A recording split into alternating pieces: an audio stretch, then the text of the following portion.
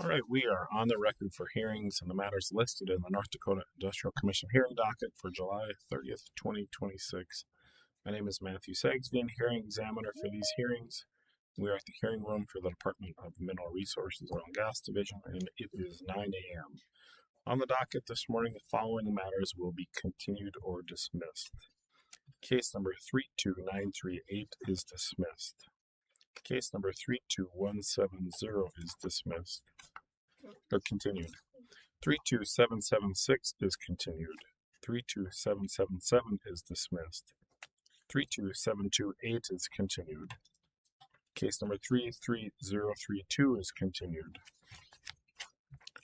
Case number 32870 is continued. Case number 32611 is continued. Case number 32612 is continued. Case number 32790 is continued. Case number 32946 is continued. Case number 32785 is dismissed.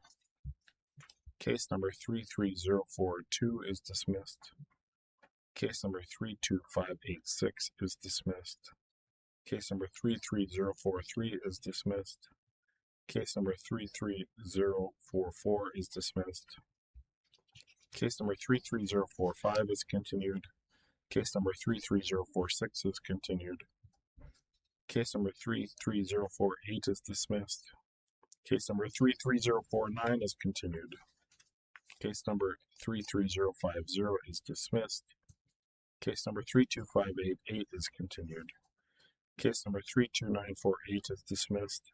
Case number 32700 is continued. Case number 32701 is continued. Case number 32702 is continued. Case number 32949 is continued. Case number 32950 is dismissed. Case number 32951 is continued. Case number 32514 is continued. Case number 33051 is continued. Case number 33052 is continued. On the admin docket, case number 33056 is dismissed. Case number 33057 is dismissed. Case number 33058 is continued. Case number 33060 is continued. Case number 33061 is continued. On page 19, case number 32177 is continued. Case number 32178 is continued. Case number 32805 is continued. Case number 32806 is continued. Case number 32807 is dismissed. Case number 32888 is continued. Case number 32626 is continued. Page 23, case number 33075 is dismissed. Case number 33077 is dismissed. On the last page, case number 33078 is remanded to the regular docket. Administrative docket starts on page 13 with case number 33053 and goes through case number 33081 and includes a docket supplement with case number 33082. These cases will be heard in the next room with Michael Zish. Audio recordings of the cases on the admin docket will be placed on the Oil and Gas website by the end of the week. If you wish to appear in one of the matters on the admin docket, please appear in the next room. If there is opposition to the matter, it will be brought back into the hearing room to be heard. Your statements and evidence will be taken. So this morning, we will begin with case number 33030, which is a motion of the Commission to consider the appropriate spacing in the Writing Rock Bakken Pool in sections 23, 24, 25, 26, 35, and 36 in Township 161 North, Range 101 West, in Divide County, North Dakota, and such other relief as is appropriate for Hunt Oil Company Petro Hunt LLC. All interested parties come forward. Thank you, Mr. Examiner. Lawrence Bender, P.O. Box 1854, Bismarck, North Dakota, appearing in this matter, case 33030, on behalf of Hunt Oil Company. We'll have one witness in this matter. And before we call this witness, I would point out to the Commission that we did put together some exhibits. The exhibits might seem a little light. As the testimony will indicate, we're not really sure what the Commission is looking for, but we will present the exhibit, and this witness can hopefully answer any questions that the Commission might have. that resulted in this case being put on the docket. All right, you may call your first witness. Matt Bodley. Mr. Bodley, are you online? I am. Do you raise your right hand, please? Do you solemnly swear or affirm under the penalties of perjury the testimony you're about to give in this matter will be true and correct to the best of your knowledge and belief? Yes. Okay. Thank you. Yep. Matt, will you state your full name for the record, please? Matt Bodley, And Matt, by whom are you employed? Hunt Oil Company, In what capacity? Regional Land Manager. And in that capacity, have you testified before this commission previously? Yes. And have you had your qualifications accepted as that of an expert? Yes. No, for the further testimony, this witness that of an expert. Offer is accepted. Matt, you're going to sponsor 2 exhibits, is that correct? Correct. And let's go to Exhibit 1. Can you identify what Exhibit 1 is? Yeah. Exhibit 1 is a regional location map highlighting Riding Rock Field in red in Divide County. And then Exhibit 2. Exhibit 2 shows Hunt's existing 1280s in gray. The orange outline is those are existing 1920s. There are also existing 1280s within those 211, 1, and 12. And then outlined in red is what Hunt would propose as 1920s. Okay. Let me just try to summarize a little bit what you said. In essence, we have 2 rows of 1,280 acre spacing units. 1, 12, or 1280, 13 and 24 are 1280, and 25 and 36 are 1280. Is that correct? That's correct. And Hunt has a proposal to create a 1920 comprised of 24, 25, and 36. Is that correct? That's correct. Do you know if there's any proposal as to what to do with 1, 12, and 13? 112 and 13 is currently spaced as a 1920. Okay, now let's go to the row of sections immediately to the west. 2 and 11 are 1280, is that correct? That's correct. And 14 and 23 are 1280, is that correct? That's correct. And 26 and 35 are 1280, is that correct? Correct. And Hunt has proposed a 1920 comprised of 23, 26, and 35, is that correct? That's correct. And what is the status of 2, 11, and 14 in addition to the 1280s that you just described? 2, 11, and 14 are also spaced as a 1920. That's all the questions I have for this witness. As I indicated, he's available to answer any questions that might assist the commission in getting answers to questions as to why they put this on the docket. All right, questions from staff. I'll just make a comment for the record. So this case was put on the docket to finish off the development pattern for Riding Rock, and because it is a 1 township field, and to the south there is a large correction. So the commission wanted to establish full development for the field and see what the plan forward was there. I guess just one question, Matt, maybe a couple, but do you have at this point any anticipation for how many wells you might put on those 1920s and when they might be developed? The plan would be 3 15,000 foot wells within each 1920, and currently on our schedule for 2030. So within the next 4 years. Okay, and those 3 laterals just evenly space them across the spacing unit, avoid the existing well bores. That's correct. Okay. Thank you. Yes, sir. Any additional questions?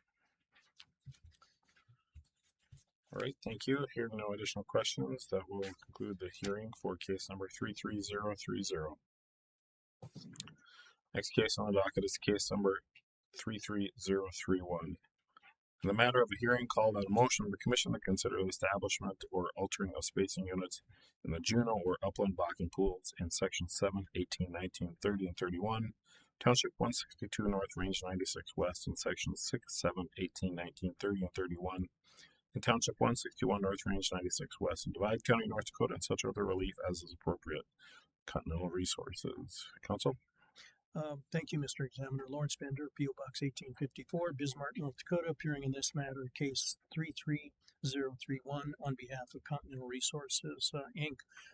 This case was once again put on the docket by the commission like the previous case. We plan on calling one witness who will present some information. Hopefully, he'll provide the commission with the information they need to go forward with this matter. All right. You may call your first witness. Matt Calloway. Calloway, could you raise your right hand, please? Do you solemnly swear or affirm under the penalty of perjury the testimony you're about to give in this matter will be true and correct to the best of your knowledge and belief? Yes, I do. Thank Matt, you. I'm sorry. That's okay. Okay. Matt, state your full name for the record, please. It's Matthew Calloway, And Matt, by whom are you employed? Continental Resources, In what capacity? Senior Staff Landman. And in that capacity, you've testified before the commission previously, had your qualifications accepted as that of an expert. Yes, I have. Offer the further testimony of this witness that of an expert. Offers accepted. Matt, let's turn to the packet of exhibits for case 33031. And let's go first to exhibit L1. Can you tell us what exhibit L1 is? Sure. Exhibit L1 is a general locator map showing the existing fill boundaries outlined in blue and the recommended spacings outlined in red and blue. I'd like to point out that the spacings that are in blue were done in cases 32869 and 32868. The red spacings is how we see ideal development, inclusive of the blue. Okay. So blue are either orders or previous applications of the commission waiting on orders, and red is something that'll come down the road as a result of applications from Continental. Is that a fair statement? Yes. Okay. Let's go on then to exhibit L2. L2 is a land plat of sections 7, 18, 19, 30, and 31 of 162 North, 96 West, and sections 6, 7, 18, 30, and 31 of Township 161 North, Range 96 West. It's the same map colors as the previous exhibit, and it also as well showing our work interest in each of those proposed 2560s. Mr. Examiner, no further questions. We would offer the exhibits, and we're hopeful that this provided the commission with the information that it needed for this matter. Exhibits are admitted. Questions from staff? So I would like to start with development of section 18, 16196. It looks like you're planning to move that into a 2560. There is current 3-mile development to the south of that on 1930 and 31. I'm just curious how section 18 fits into that. Correct. We drilled a 3-mile within the last year or two there in 1930 and 31, but our future plans in this area, if possible, is to do 4-mile development on 2560s. So our future application there would be for a 4-mile. That's how we've planned it out. Do you have a plan as to how many 4-mile wells will be on that unit? I'm sorry, can you say that question again? How many 4-mile wells would be on that 2560, including section 18? The intent here is to have up to 5 wells, 4-mile wells in each unit. And that'll fit with the current development, including that 3-mile well? Yes.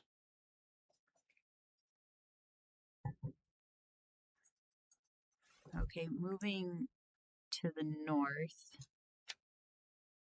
sections 7, 18, and 19 were part of a recent case, the 32868, as a proposed 1920. Would you plan any development on that 1920, or are you looking to change that to a 2560 development with section 6? Our plan would have changed that with section 6. So we went through a process internally to re-stick all this area. So things have changed. So yes, we would dismiss that case and put on a 2560 for that particular unit.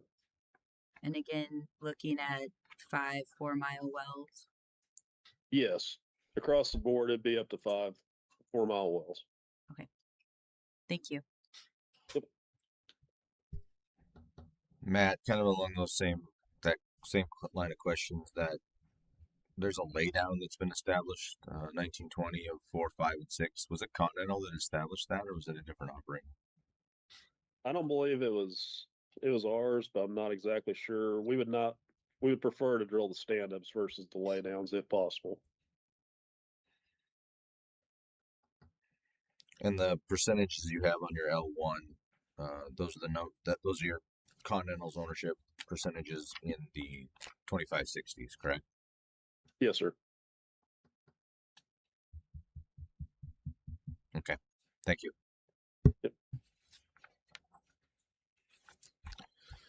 Any additional questions?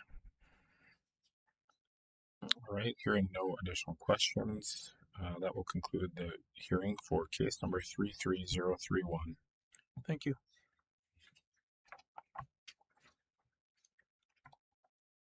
Next case on the docket is case number 32939. This is a continued application of the Continental Resources Incorporated for an order amending the field rules for the Wild Rose Bakken Pool and our Hamlet Bakken Pool in Divide County, North Dakota as follows. 1. Creighton established 3 overlapping 38 40-acre spacing units comprised of sections 3, 4, 9, 10, 15, and 16, sections 20, 21, 28, 29, 32, and 33, and sections 21, 22, 27, 28, 33, and 34 in Township 160 North, Range 96 West, authorizing the drilling of a horizontal well on or near the section line between existing spacing units on each proposed overlapping 38 40-acre spacing unit, and 2. Creighton established 7 overlapping 51 20-acre spacing units comprised of sections 1, 2, 11, 12, 13, 14, 23, and 24, sections 2, 3, 10, 11, 14, 15, 22, and 23, sections 3, 4, 9, 10, 15, 16, 21, and 22, sections 4, 5, 8, 9, 16, 17, 20, and 21, and sections 5, 6, 7, 8, 17, 18, 19, and 20, in Township 160 North, Range 97 West, in sections 1, 12, 13, 24, in Township 160 North and Range 97 West, in sections 6, 7, 18, and 19, Township 160 North, Range 96 West, in sections 5, 6, 7, 8, 17, 18, 19, 20, in Township 160 North, Range 96 West, authorizing the drilling of a horizontal well on or near the section line between existing spacing units and each proposed overlapping 51 20-acre spacing unit and or such other further relief. Council.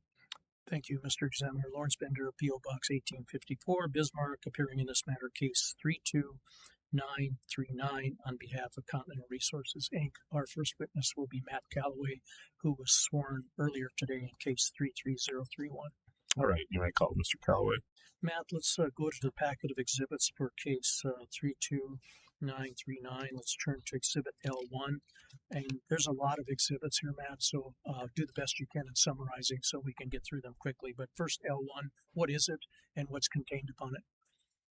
Your exhibit L1 is a general locator map showing the existing field boundaries outlined in blue and the proposed 5120s and 3840s outlined in various colors within the Wild Rose and Hamlet fields. And there is a lot of information on this particular exhibit, but you'll be going through each one of the proposed spacing units one by one when you discuss the ownership. Is that correct? Yes. Okay, let's go to L2. L2 is a land plat of sections 3, 4, 9, 10, and 15 and 16 of 160 North, 96 West, and a work interest breakdown indicating Continental having a 79.53% work interest. And exhibit L3.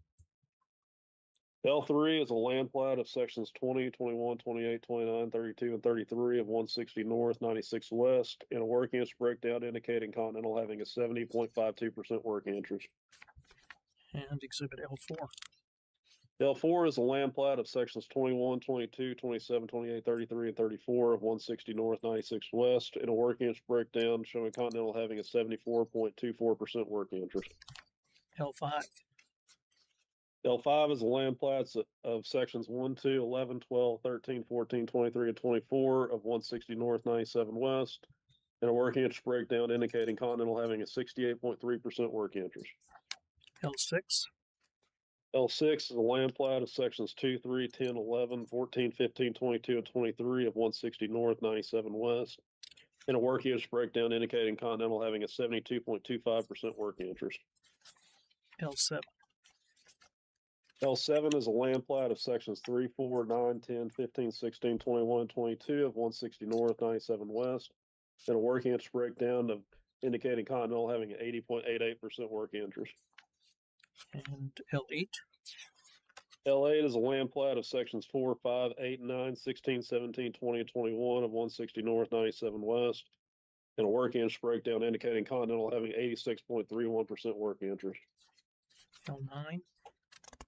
L9 is a land plat of sections 5, 6, 7, 8, 17, 18, 19, and 20 of 160 North, 97 West, and a working interest breakdown indicating Continental having a 69.98% working interest. L10.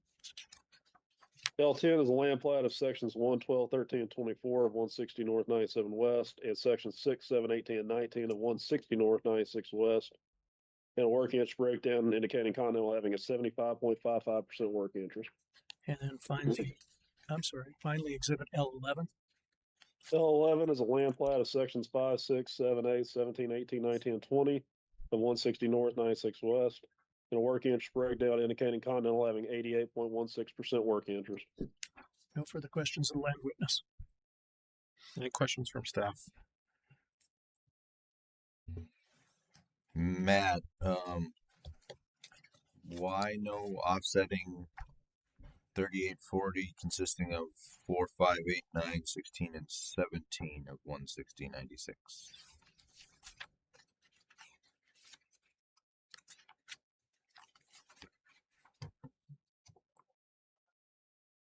Yeah, probably at this time, we haven't established we're gonna do a section line well there or not yet, so we probably just need to review.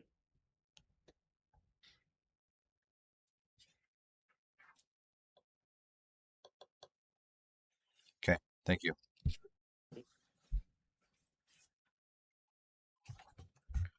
Matt, is that something in regards to that question that Continental would be willing to supply once that review is done, just so that the commission has that information?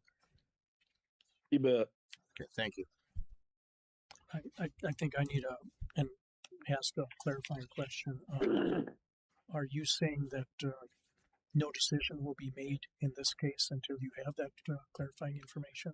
I don't want to make that statement, but I do think that it kind of goes or follows our pattern of just understanding what's going on with everything in the area. And I don't think it needs to be, and Mr. Suggs can jump in, but super elaborate, but just some kind of explanation as to that is being looked at by the operator, and of course, in this case, Continental.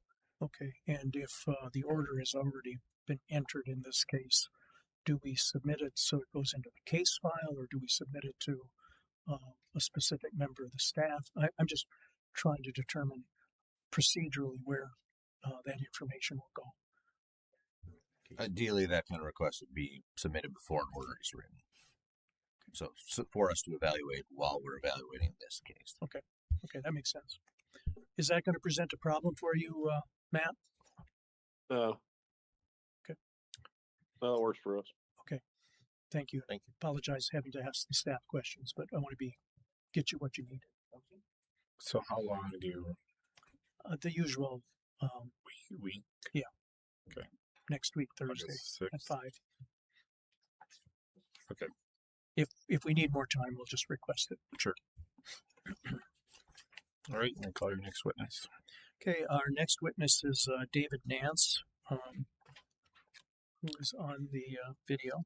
Mr. Nance, could you raise your right hand, please? Do you solemnly swear or affirm under the penalties of perjury the testimony you're about to give in this matter will be true and correct to the best of your knowledge and belief? Yes. David, state your full name for the record, please. David Nance, And David, by whom are you employed? Continental Resources, And in what capacity? geologist. And in that capacity, have you testified before the commission previously? Yes. Had your qualifications accepted as that of an expert? Yes. Offer the further testimony of this witness that of an expert. Offer is accepted. David, let's go to the next exhibit in the packet. It's been previously marked G1. I would like you to identify G1 and then briefly discuss what's contained upon that exhibit. Okay, G1 is a structure map of the Bakken in subsea depth. It is showing our requested spacing units highlighted in yellow and outlined in their various colors. The structure map is 50-foot contours, and the type log for the area is indicated by a red star. Okay, let's go to G2 and once again identify that exhibit and briefly discuss what's contained upon it. Yes, G2 is the type log for the area. It displays the logged unit from 50 foot above the Bakken down to the Bird Bear. And we expect uniform thickness, density, and porosity in the area. No further questions of the geologic witness. Questions from staff? David, looking at your G1, the 1920s that you have drawn on there, those are in the wrong spot, correct?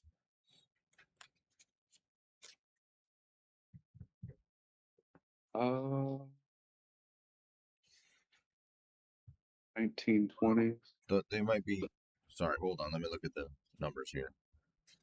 Yeah, We don't Like- show any 1920s on the legend. sorry, 3840s. Okay. My apologies. Nope. Okay. They look like they're in 160.97 instead of 160.96. And you're not highlighting all of the 5120s either. Okay, I apologize for that. I will have that updated for you. And according to the regional structure map and type log, we would use the same type log and structure map. Yeah, I think that's fine. It's just the spacing units being depicted are kind of off from what is being applied for. If you could supplement with a correction on that. Yes, sir. David, that's not going to change the structure map at all, will it? No, we'll still use the same one. Okay, great. Just to avoid confusion when looking at it. Any additional questions? Right, hearing no additional questions, we call our next witness. Next witness is Liz George. Ms. George, could you raise your right hand, please? Do you solemnly swear or affirm under the penalties of perjury the testimony you're about to give in this matter will be true and correct to the best of your knowledge and belief? I do. Liz, please state your full name. Elizabeth George, And Liz, by whom are you employed? Continental Resources, In what capacity? reservoir engineer. And in that capacity, have you testified before the commission previously? Yes. And have you had your qualifications accepted as that of an expert? Yes. Offer the further testimony of this witness that of an expert. Offer is accepted. Okay, Liz, let's go to Exhibit E1. And as the previous witnesses have done with their exhibits, what I'd like you to do is identify Exhibit E1 and then briefly discuss what's contained upon it. Exhibit E1 is a proposed directional well plot for the 3840 acre spacing unit in sections 3, 4, 9, 10, 15, and 16 and 160 North 96 West. Existing Middle Bakken wells in green, existing Three Forks wells in pink, and the proposed Middle Bakken lateral in green in the section line corridor. Okay, and Exhibit E2. E2 is a proposed directional well plot for the 3840 acre spacing unit in sections 20, 21, 28, 29, 32, and 33 of 160 North 96 West. Existing Three Forks 1 laterals in pink, existing Three Forks 2 laterals in blue, existing Middle Bakken laterals in green, and the proposed Middle Bakken lateral in the section line corridor in green. E3. E3 is a 3840 acre spacing unit, proposed directional well plot for sections 21, 22, 27, 28, 33, and 34 of 160 North 96 West. Middle Bakken wells in green, Three Forks wells in pink, and the proposed section line well in the section line corridor in green. E4. E4 is the proposed directional well plot for the 5120 acre spacing unit in sections 1, 2, 11, 12, 13, 14, 23, and 24 of 160 North 97 West. It's probably 96. We'll get that updated. Sorry. 96 West. Apologize for that header error. Existing Middle Bakken wells in green and proposed Middle Bakken lateral in the section line corridor in green as well. E5. Same error. 5120 directional well plot for sections 2, 3, 10, 11, 14, 15, 23, and 22 in 160 North 96 West. Depicted Middle Bakken wells in green, Three Forks in pink, and the proposed Middle Bakken lateral in the section line in green. Nice. E6. Oh, they are 97. Okay, so I apologize. Those headers are actually correct. My fault. E6 is a proposed directional well plot for the 5120 acre spacing unit in sections 3, 4, 9, 10, 15, 16, 21, and 22 of 160 North 97 West. Existing Middle Bakken wells in green, existing Three Forks wells in pink, and the proposed Middle Bakken lateral in the section line corridor in green. E7. E7 is a 5120 acre spacing unit in the proposed directional well plot for sections 4, 5, 8, 9, 16, 17, 20, and 21 in 160 North 97 West. Existing Middle Bakken wells in green and the proposed Middle Bakken lateral in the section line corridor in green. Okay, let's go to E8. E8 is the proposed directional well plot for the 5120 acre spacing unit in sections 5, 6, 7, 8, 17, 18, 19, and 20 in 160 North 97 West. Existing Middle Bakken wells in green and the proposed Middle Bakken lateral in green in the section line corridor. And then E9. E9 is the proposed directional well plot for the 5120 acre spacing unit in sections 6, 7, 18, 19, 1, 12, 13, and 24 of 160 North and 96 and 97 West. Existing Middle Bakken laterals in green, existing Three Forks in pink, and the proposed Middle Bakken lateral in green in the section line corridor. And then E10. E10 is a proposed directional well plot of the 5120 acre spacing unit in sections 5, 6, 7, 8, 17, 18, 19, and 20 in 160 North 96 West. Existing Middle Bakken wells in green, existing Three Forks wells in pink, and the proposed Middle Bakken lateral in the section line corridor in green. Okay, let's change gears here and go on to E11, as you did with the previous exhibits. Tell us what Yes. that exhibit is and then briefly discuss what's contained upon it. E11 is a well construction diagram for a typical Middle Bakken well for the 3840 acre spacing units with an estimated TD of 31,000 feet of measured depth and estimated 80 plug and perf stages. Okay, and then E12. E12 is a well construction diagram for a typical Middle Bakken well for the 5120 acre spacing units with a cemented lateral with approximately 100 plug and perf stages. All right, then E13. E13 are the reserves basis in the gross economics for the section townships and ranges listed above. The initial, the reserves basis is for a Middle Bakken well for an initial rate of 900 barrels per day, a decline rate of 77%, B factor 1.1, estimated GOR 2,470, yielding an oil EUR of 619,000 barrels, 1.5 BCF of gas, and 873,000 barrels of oil equivalent. The gross economics are run at a $65 oil and $3.25 gas price, completed well cost of $11.3 million, operating cost of $17,000 a month, 100% working interest and 81% revenue interest, yielding an NPV of $5 million, rate of return of 45%, and payout of 2.2 years. And E14. So E14 is the reserves basis and gross economics for the 51 20-acre spacings for the 4-mile wells.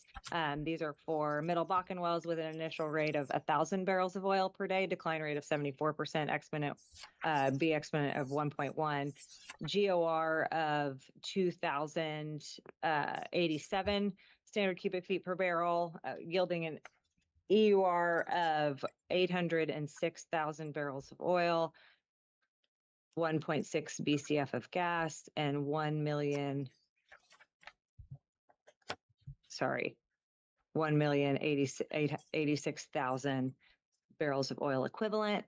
At an oil price of $65 oil and $3.25 gas, a completed well cost of $13.869 million, operating cost of $17,000 a month, yielding an internal rate of return of 57% and a payout of 1.8 years.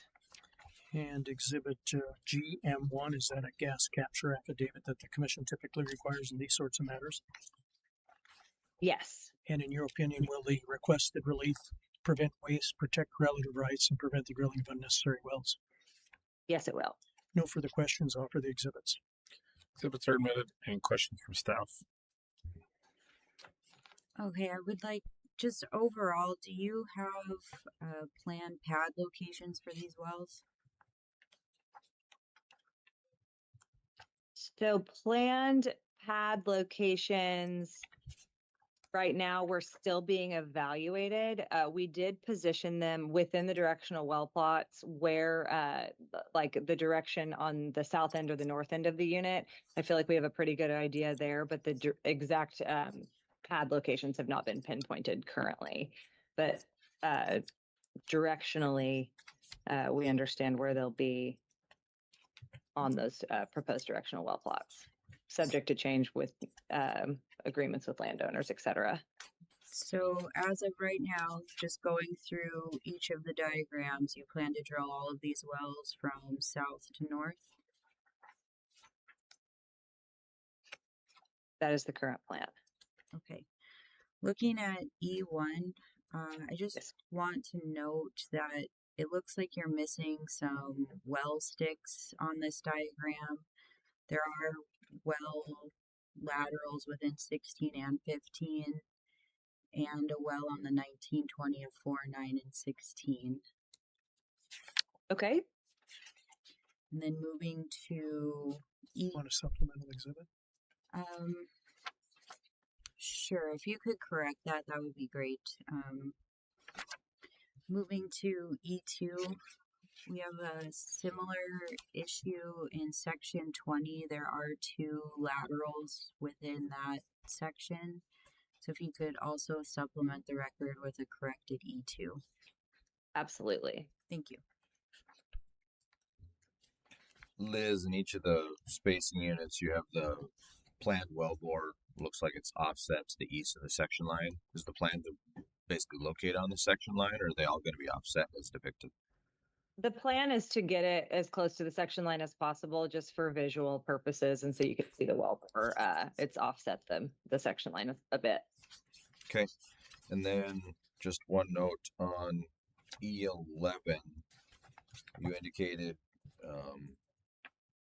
lateral TD about 31,000 feet for the 3840s or 3-mile laterals. Yeah, that's supposed to be 25 or 26. Yes, I'll get that corrected as well. Okay, thank you.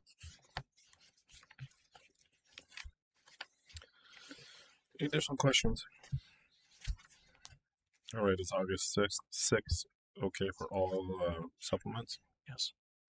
Yes. Okay. Unless there's anything further, that will conclude the hearing for case number 32939.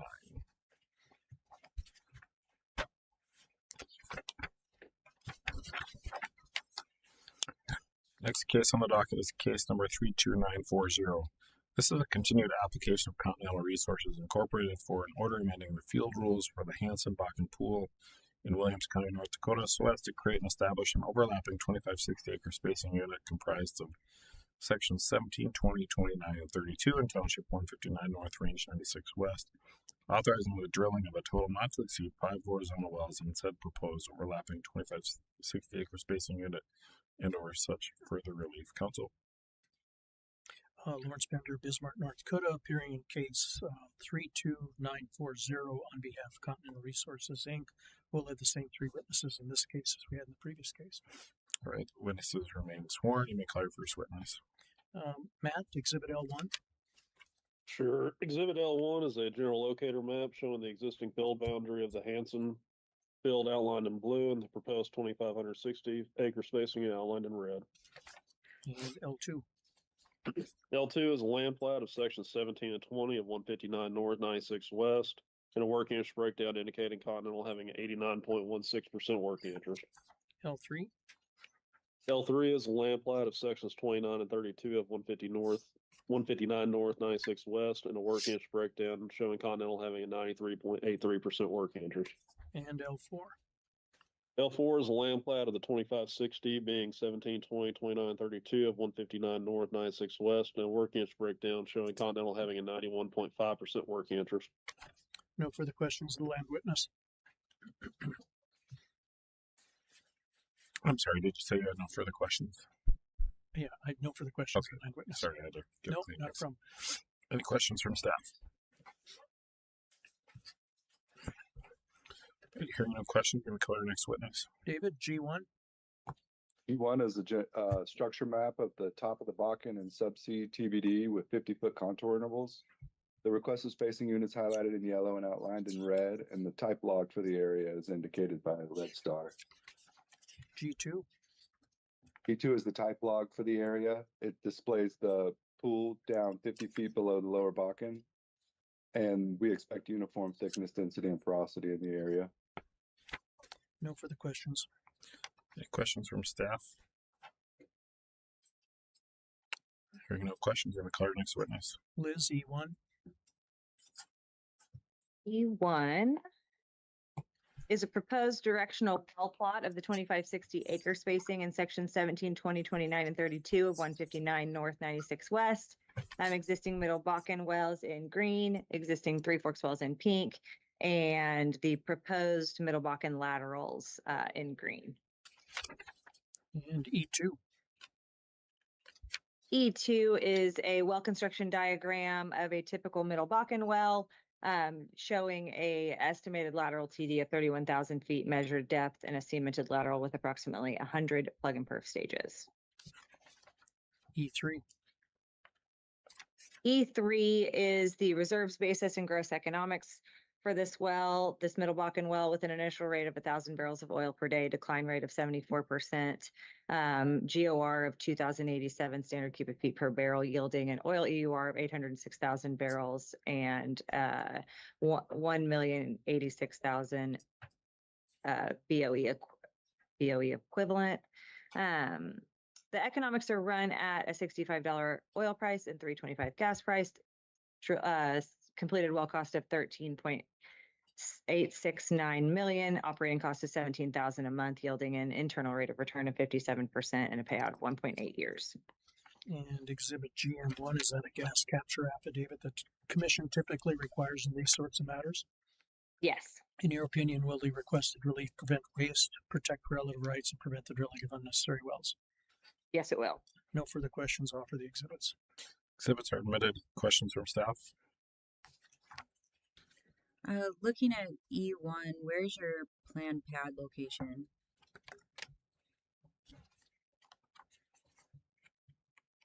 Sorry, just one second. The planned pad location is on the south end of the unit, subject to change based on agreements with landowners. Do you have a more definitive location than just the south end, or is that as far as you have planned? Not at this time. We do not have a area on the south selected for a pad location currently. Okay, thank you.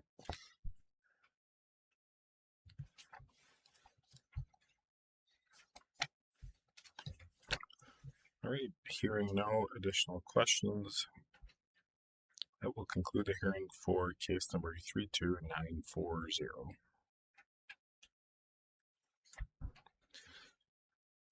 Next case on the docket is case number 32941.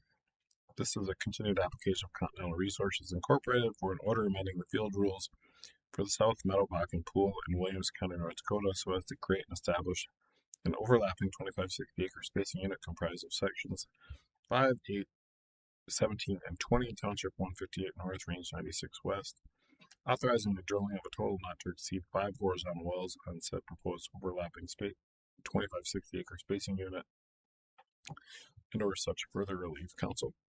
Thank you, Mr. Examiner. Lawrence Bender, P.O. Box 1854, Bismarck, appearing in this matter, case 32941 on behalf of Continental Resources, Inc.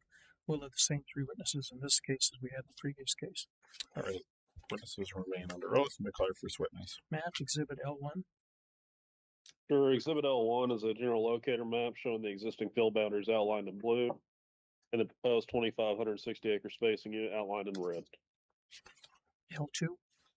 L2 is a land plat of sections 5 and 8 of 158 North, 96 West, and a work interest breakdown showing Continental having an 87.43% work interest. L3. L3 is a land plat of sections 17 and 20 of 158 North, 96 West, and a work interest breakdown indicating Continental having 100% work interest. And L4. L4 is the land plat of sections 5, 8, 17, and 20 of 158 North, 96 West, and the work interest breakdown indicating Continental having a 93.72% work interest. No further questions of the land witness. Any questions from staff? I hear no questions. You may declare next witness. Okay, David, G1.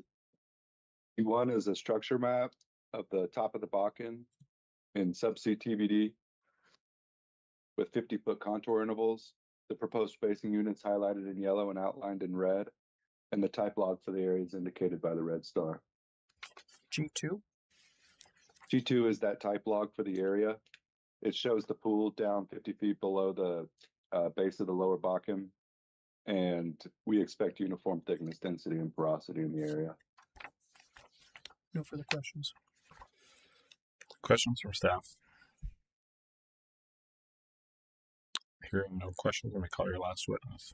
Liz, E1. E1 is a proposed directional well plot for the 2560-acre spacing unit in sections 5, 8, 17, and 20 of 158 North, 96 West. Existing Middle Bakken wells shown in green and the proposed 4-mile Middle Bakken laterals in green dashed. And E2. E2 is a well construction diagram for a typical Middle Bakken well for the 2560-acre spacing unit for a lateral with an estimated TD of 31,000 feet of measured depth and a cemented lateral with approximately 100 plug and perf stages. E3. E3 is the reserves basis and gross economics for a 4-mile Middle Bakken well with an initial rate of 1,000 barrels of oil per day, decline rate of 74%, GOR of 2,087 standard cubic feet per barrel, yielding an oil EUR of 806,000 barrels of oil and 1,086,000 barrels of oil equivalent. The economics are run at $65 oil and $3.25 gas with a drilling cost or completed well cost of $13.869 million, operating cost of $17,000 a month, yielding an internal rate of return of 57% and a payout of 1.8 years. And Exhibit GM1 is that a gas capture affidavit that the Commission typically requires in these sorts of matters? Yes. In your opinion, will the requested relief prevent waste, protect relative rights, and prevent the drilling of unnecessary wells? Yes, it will. No further questions. Offer the exhibits. Exhibits are admitted. Questions from staff? So I want to note that this 2560 is directly to the south of the prior case, 2560. Where is your planned pad location for this unit? So likely we'll share a pad with the northern 2560, evaluating that option, still evaluating both the north and south ends of this unit, but likely if developed in tandem, especially, we'll be sharing a pad. Thank you. Any additional questions? All right, hearing no additional questions, that will conclude the hearing for case number 32941.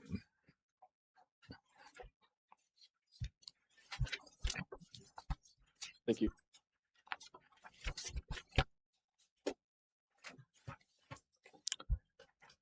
Next case on the docket is case number 33033. This is an application of Flosson Exploration Company Incorporated for an order for the Kittleson Flue Bakken Pool in Montreal County, North Dakota as follows. 1. Create and establish an overlapping 2560 acre spacing unit comprised of sections 7, 18, 19, and 30 in Township 157 North, Range 91 West, authorizing the drilling of a total not to exceed 7 wells on said proposed overlapping 2560 acre spacing unit. And 2. Create and establish an overlapping 2560 acre spacing unit comprised of sections 16, 17, 20, and 21 in Township 157 North, Range 91 West, authorizing the drilling of a total not to exceed 2 wells on said proposed overlapping 2560 acre spacing unit, with such further relief as appropriate. Council? Thank you, Mr. Examiner. Lawrence Bender, P.O. Box 1854, Bismarck, North Dakota, appearing in this matter case 33033 on behalf of Slauson Exploration Company, Inc. We intend to call 3 witnesses in this matter. Our first witness is James Culbertson. Right, are you on, Mr. Culbertson?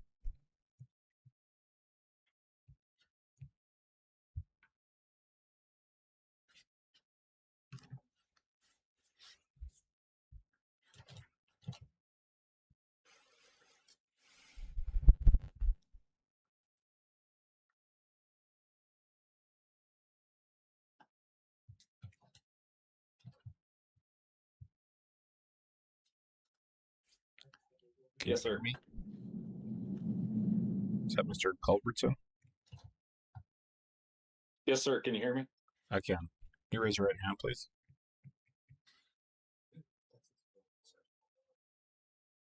Are you Mr. Culbertson or Mr. Miller? I'm Mr. Culbertson. Okay. Do you solemnly swear or affirm, Mr. Culbertson, under the penalties of perjury, that the testimony you're about to give in this matter will be true and correct to the best of your knowledge and belief? Yes. James, state your full name for the record, please. James Culbertson, And James, by whom are you employed? Slauson Exploration, In what capacity? Landman. And in that capacity, have you testified before the commission previously? Yes, sir. And you had your qualifications accepted as that of an expert? Yes. Offer the further testimony of this witness out of an expert. Offers accepted. James, let's go to the packet of exhibits for case 33033. Let's skip the cover page. Let's skip the table of contents. Let's go to what's been previously marked as Exhibit 1. What I would like you to do, James, is identify Exhibit 1 and then briefly discuss what's contained upon that exhibit. Sure. Exhibit 1 is a location map showing the Kittleson Slough field as well as the adjacent fields in Montreal County, North Dakota. In purple is our proposed Raider stand-up 2560 acre spacing unit. And in yellow is our proposed Gambier Bay 2560 acre spacing unit. Okay, and Exhibit 2. Exhibit 2 is a working interest schedule of our proposed Raider 2560 unit with Slauson at 57.82% working interest. And Exhibit 3. Exhibit 3 is a working interest schedule of our proposed Gambier Bay 2560 acre spacing unit showing Slauson with 86.74% working interest. No further questions for this witness. Questions from staff? Hearing no questions, we may call your next witness. Next witness is Dylan Dozel.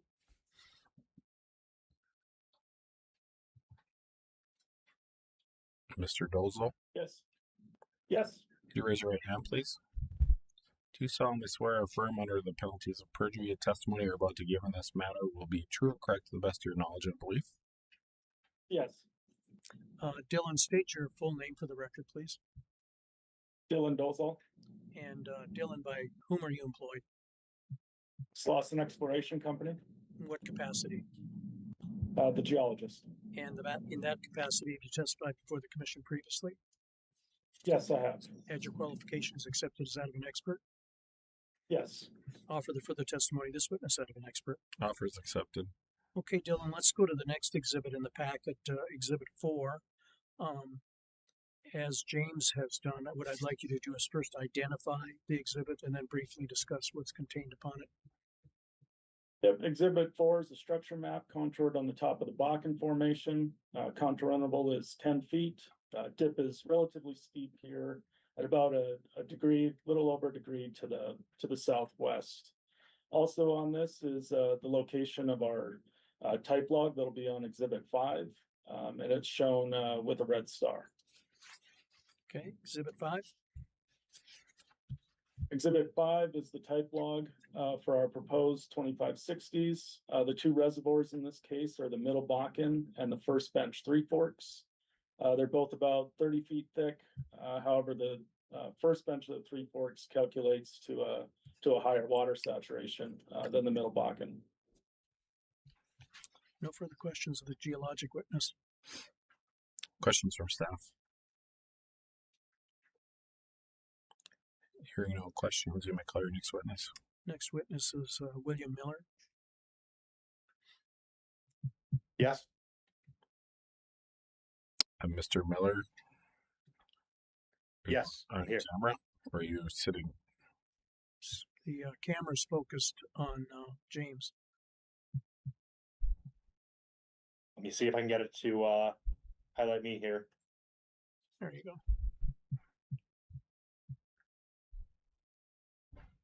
Okay. Could you raise your right hand, please? Do you solemnly swear and affirm under the penalties of perjury the testimony you're about to give in this matter will be true and correct to the best of your knowledge and belief? Yes, I do. And can we just have the camera go back to Mr. Miller, please?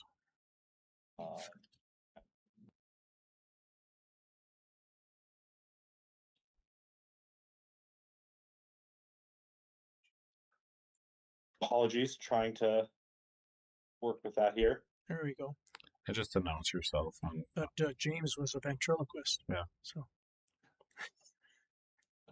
Just announce your name again, please. This is William Miller. Now the camera is shifted back to Mr. Dolezal. William Miller. Okay. Will you state your full name for the record, please? William Miller. And Will, by whom are you sworn in? I don't know. I if you- thought I did. Okay, right. Thanks. Will, by whom are you employed? Slauson Exploration. In what capacity? I'm a reservoir engineer here. And in that capacity, you testified before the commission previously. Yes, I have. Had your qualifications accepted as that of an expert? They were. Offer the further testimony this witness that of an expert. Offer is accepted. Will, let's go to the next exhibit in the packet. Be first engineering exhibit, Exhibit 6. Can you identify Exhibit 6 and then briefly discuss what's contained upon it? Yes, so Exhibit 6 is a development map that shows the planned wells that we're requesting on new overlapping spacing units in this case. In this particular development map, we're only showing those laterals that we're asking for the field rules to be amended to allow for. So in this case, allowing for up to 7 wells on the 2560 acre spacing unit consisting of 7, 18, 19, and 30, showing 4 in the Middle Bakken and 3 in the First Bench of the Three Forks, and showing 2 wells on the overlapping 2560 acre spacing unit consisting of sections 16, 17, 20, and 21. Those are shown as what we have planned as kind of a 4-mile lateral with 180-degree lateral turn in them, what we kind of internally refer to as U-turn wells, with 1/2 of each portion of that well on either side of the section line that is centering the spacing unit. Okay, Exhibit 7. Exhibit 7 is another development map. Similarly, it shows all of our planned potential wells for these areas. Some of them that are shown here are already allowed under the current field rules. That's what differentiates this from the previous development map. It shows the existing wells that are on the underlying spacing units, along with several additional 4-mile wells using that 180-degree lateral turn that are just planned, or one is already drilled on the underlying 1,280 acre spacing units that already exist in this specific field. Okay, and Exhibit 8. Exhibit 8 is a example of the wellbore construction diagram showing the straight 4-mile laterals. So the more western 2560 acre spacing unit, this is a representation of how we would plan to design those wells. Exhibit 9. Exhibit 9 is a wellbore schematic showing the 4-mile lateral that's using the 180-degree lateral turn, that U-turn well that I had referenced. So these would be the 2 wells that we are planning on that square 2560 acre spacing unit to the east. An example of how we would construct them. The main differentiation, other than it employing that lateral turn, is we have been using a higher torque rated liner for those wells. And Exhibit 10. Exhibit 10 is an approximate average of the reservoir data that what we expect from the Middle Bakken and the first bench of the Three Forks in this area. As Dylan already noted, that the water saturation in Three Forks is a little higher, and that's kind of why we would expect it to be the lesser reservoir as we're developing this in terms of productivity. Okay, and Exhibit 11. Exhibit 11 is an example of the estimated well economics that we would expect for a 4-mile Middle Bakken in this area. This is the same exhibit that's presented both for the straight Middle Bakken wells and those that employ the lateral turn. So far, in the wells that we've drilled using those 180-degree lateral turns, we really have not noticed any kind of measurable statistical difference in the well performance for them. And the well cost is within the standard variation that we see just kind of moving well to well. While there might be a couple more days around that lateral turn, sometimes you have an extra trip in a well that's drilled straight that would add the same amount of time. So we're really running the same economic case for those wells, regardless of whether they employ that lateral turn or not.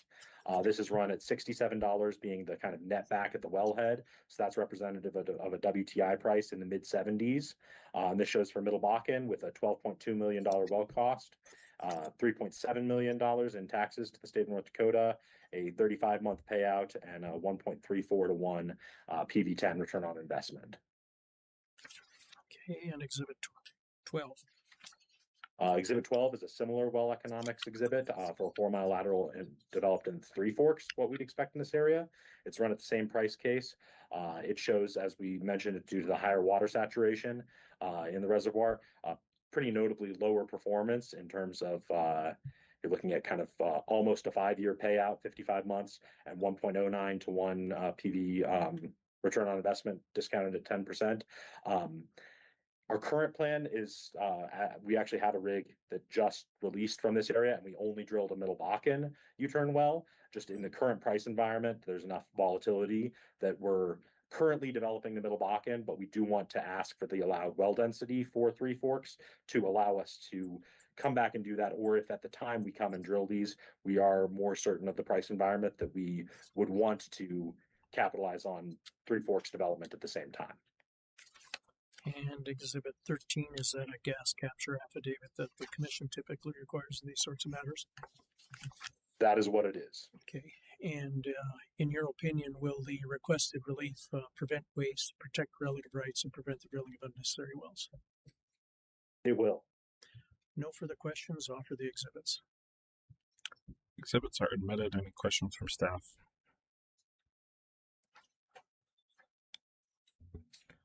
Well, the orientation that you have and the discussion you had on the 2560 U-turns that you've got down the middle there, you indicated probably only going to drill the Middle Bakken initially. With that, I guess I was noting you ended up with 2 Middle Bakken wells directly adjacent to each other, or at least Middle Bakken sticks directly adjacent to each other. Would you potentially anticipate a Three Forks well on the section line long term? So currently our development plan would be for, we don't think that just a 2-mile Three Forks in this area would likely be very economic. That if the Three Forks were to get developed, it would need those long laterals in terms of the kind of 4-mile development. If you go back to Exhibit 6, I think you can see that's why we have that shown as a Three Forks development using a similar 4-mile U-turn with half the lateral on either side of the section line, similarly to the Middle Bakken. We just don't really see a way that the 2-mile, especially for the lesser reservoir, is going to be the best way to develop in this area. So the immediate section line between 16 and 17 and 20 and 21, no plans on the section line at this point. Not at present now. When you complete your U-turn wells, do you try to complete the curve itself, or so we usually have completed some stages around that portion of the curve. There was one of our earliest examples where I believe that portion of the curve was actually, or the lateral turn was beyond the hard line. And so we did actually have that cemented off and chose not to complete it in that case. I think moving forward, as we've done more of these, we've chosen to have the entire portion of the lateral turn kind of within the hard lines for the spacing unit to allow us to complete it. We usually just choose to skip, I believe it's between 1 or 2 stages where the underlying reservoir geometry is just completely antipose to how the frac would be going, and there's some concern that it could impact another portion of the wellbore. So it's usually about 1 stage that we wind up spacing just out of our design based on how it falls within the reservoir. okay? Thank you.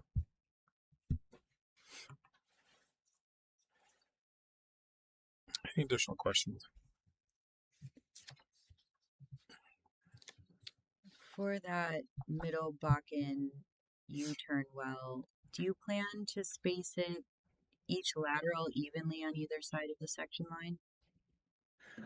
Yes, that would be our plan. And then similarly with the Three Forks well? Yes, I think that is the best way to develop it, that it both allows for the use of long laterals and is protective of correlative rights, is to have them equally placed on either side of the section line, and that is our current plan. Thank you.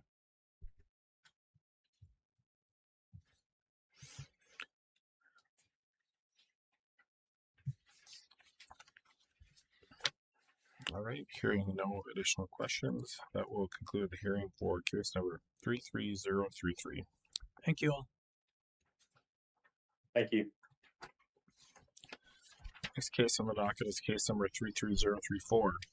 This is an application of XTO Energy Incorporated for an order amending the field rules for the Haystack Butte Bakken Pool and our Lost Bridge Bakken Pool in Dunn County, North Dakota, so as to create and establish 2 overlapping 38-40 acre spacing units comprised of sections 10, 11, 14, 15, 22, and 23 in Township 148 North, Range 97 West, and sections 12, 13, and 24, Township 148 North, Range 97 West, and sections 7, 18, and 19, Township 148 North, Range 96 West, authorizing the drilling of a horizontal well on or near the section line between existing spacing units of each proposed overlapping 38-40 acre spacing unit and or such other and further relief as appropriate.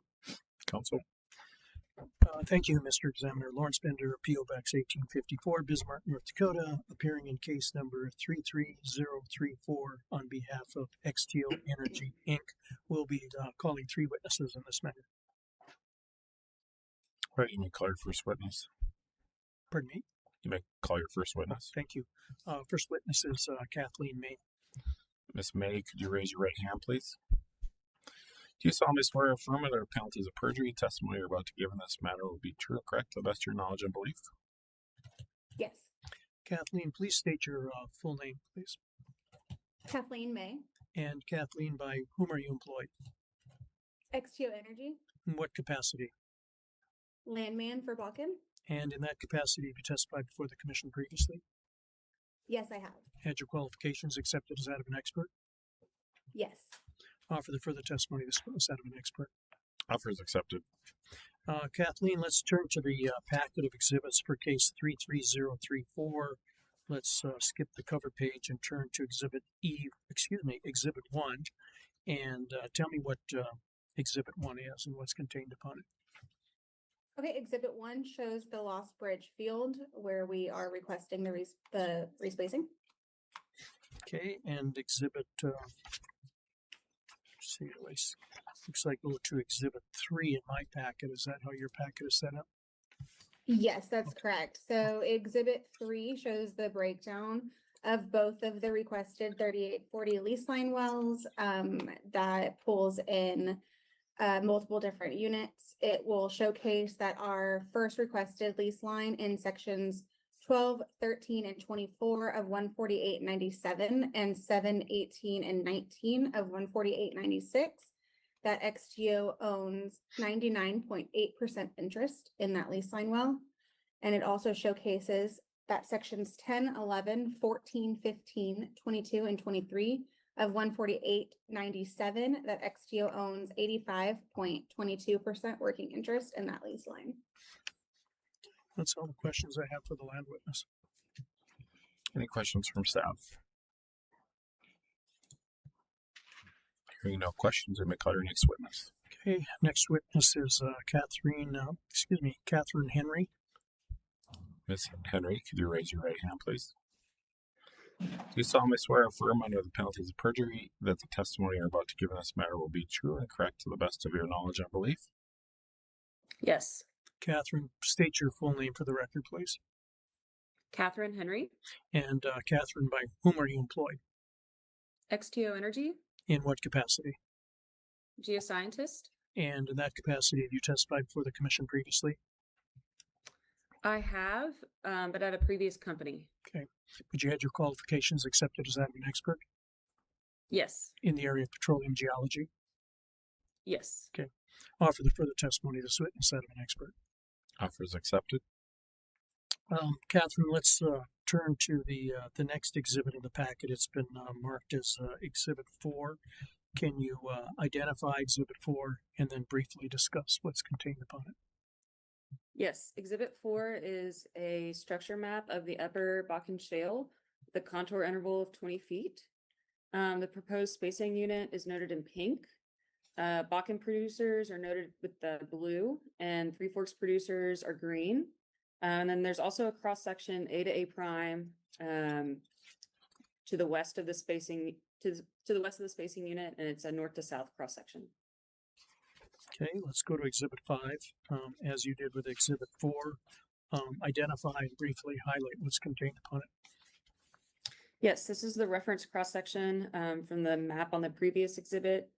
The middle Bakken thickness is anywhere from 40 to 45 feet thick, and Three Forks first bench thickness is anywhere from 41 to 48 feet thick. And the wells in question are targeting the middle Bakken and Three Forks first. No further questions.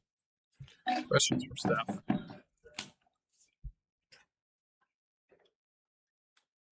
right, hearing no questions, we may call your next witness. Okay, Kyle Johnston.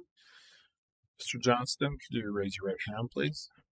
Do you solemnly swear or affirm under the penalties of perjury that the testimony you're about to give in this matter will be true and correct to the best of your knowledge and belief? Yes. Kyle, state your full name, please. Kyle Johnston. And Kyle, by whom are you employed? ExxonMobil. In what capacity? A reservoir engineer. And in that capacity, have you testified before the commission previously?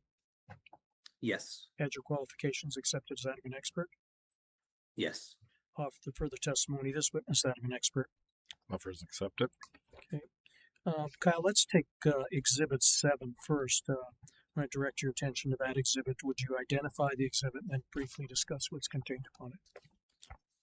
Yes. Exhibit 7 is a preliminary directional drilling plan, and on it showcases the two lease line wells on the west and the east side of this map that we are looking to drill.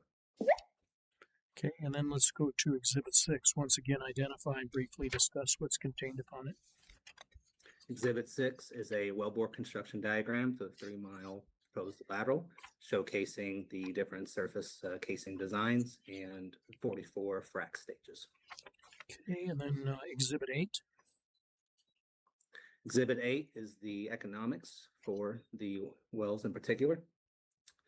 This showcases some of the reservoir properties on it, as well as the economics, showing a expected oil EUR of about 1 million barrels, a gas EUR of about 3 BCF, and overall investment of about $12.5 million, with a return on investment expected of 3.36 to 1.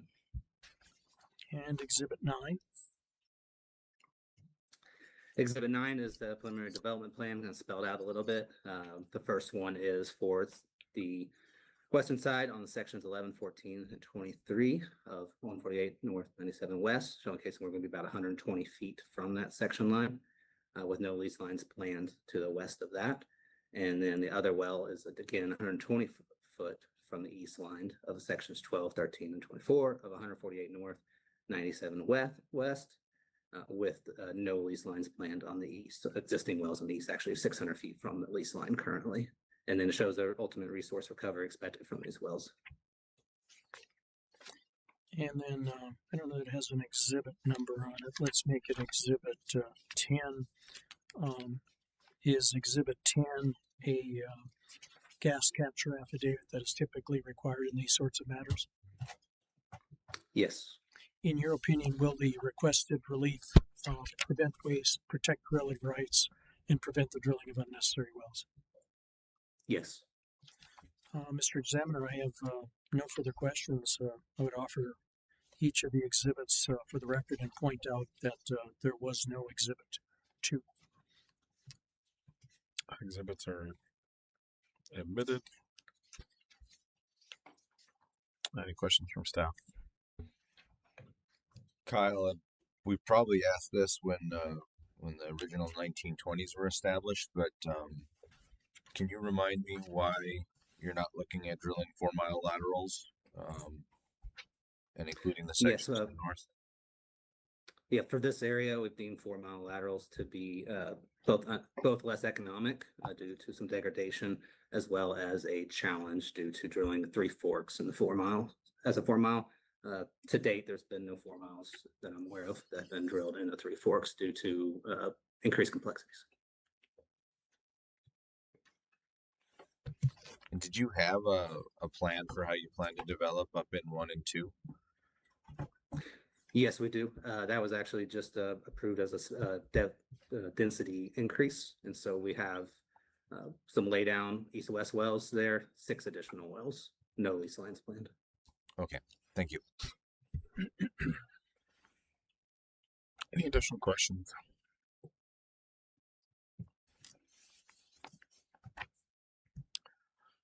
All right, hearing no additional questions, that will conclude the hearing for case number 33034. Thank you. Thank you. Thank you. Next case on the docket is case number 33035. This is an application of EOG Resources Incorporated for an order for the partial Bakken pool in Mountrail County, North Dakota as follows. 1, create and establish one overlapping 2560 acre spacing unit comprised of sections 21, 27, 28, and 34 in Township 153 North, Range 90 West, authorizing the drilling of a total not to exceed 1 well on said proposed overlapping 2560 acre spacing unit, and 2, create and establish 2 overlapping 3,200 acre spacing units comprised of sections 21, 22, 26, 27, and 35, and sections 22, 23, 26, 35, and 36 in Township 153 North, Range 90 West, authorizing the drilling of a total not to exceed 1 well on each proposed overlapping 3,200 acre spacing unit and such further relief. Council? Thank you, Mr. Examiner. Lawrence Bender, P.O. Box 1854, Bismarck, appearing in this case 33035 on behalf of EOG Resources, Inc. We intend to call 2 witnesses in this matter. First is in the area of land, Anna Morgan. Anna, you're not on the camera.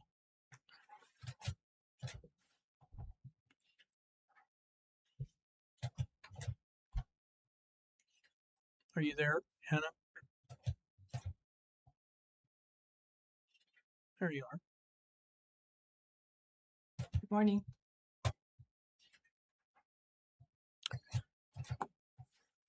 Good morning. Could you raise your right hand, please? Do you solemnly swear or affirm, Ms. Morgan, under the penalties of perjury, that the testimony you're about to give in this matter will be true and correct to the best of your knowledge and belief? Yes, I do. Anna, would you state your full name for the record, please? Anna Morgan, And Anna, by whom are you employed? EOG Resources, In what capacity? Land Advisor. And in that capacity, have you had an opportunity to testify before the commission on previous occasions? Yes, And have you had your qualifications accepted as that of an expert? yes. Offer the further testimony of this witness that of an expert. Your offer is accepted. Thank you. Anna, let's turn to the first exhibit in the packet after the cover page, Exhibit L1. What I'd like you to do is identify Exhibit L1 and then briefly discuss what's contained upon it. L1 is a regional location map, which shows the 3 requested DSUs within the partial Bakken pool outlined in green. We're requesting one 2560 acre spacing unit outlined in red and 2 3200 acre spacing units outlined in orange and purple. Okay, and Exhibit L2.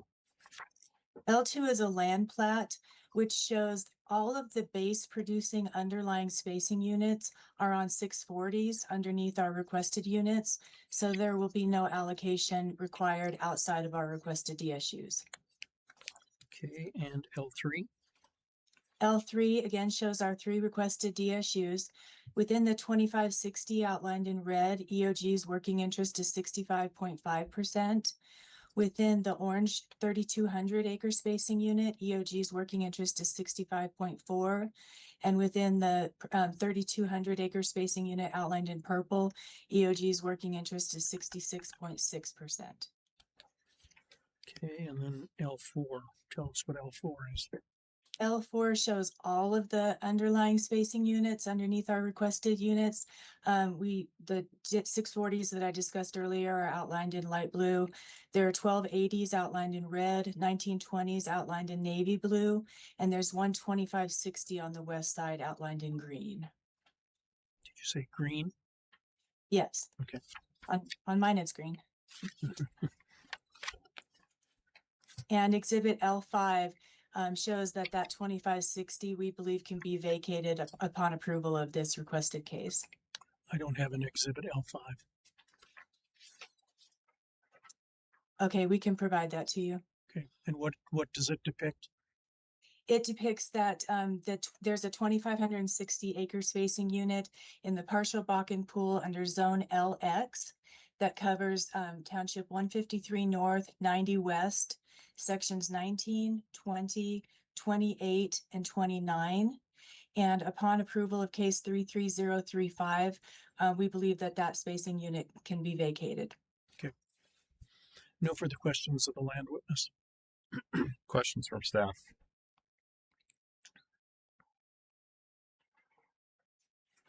All right, hearing no questions, we may call your next witness. John Schmidt. Yes. Mr. Schmidt, could you raise your right hand, please? Do you solemnly swear or affirm, under the penalties of perjury, that the testimony you're about to give in this matter will be true and correct to the best of your knowledge and belief? Yes, I do. John, state your full name for the record, please.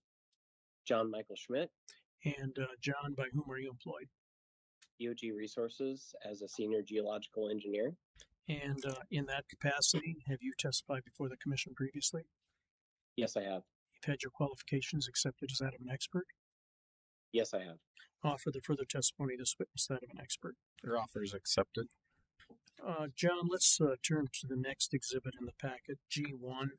Can you tell us what G1 is?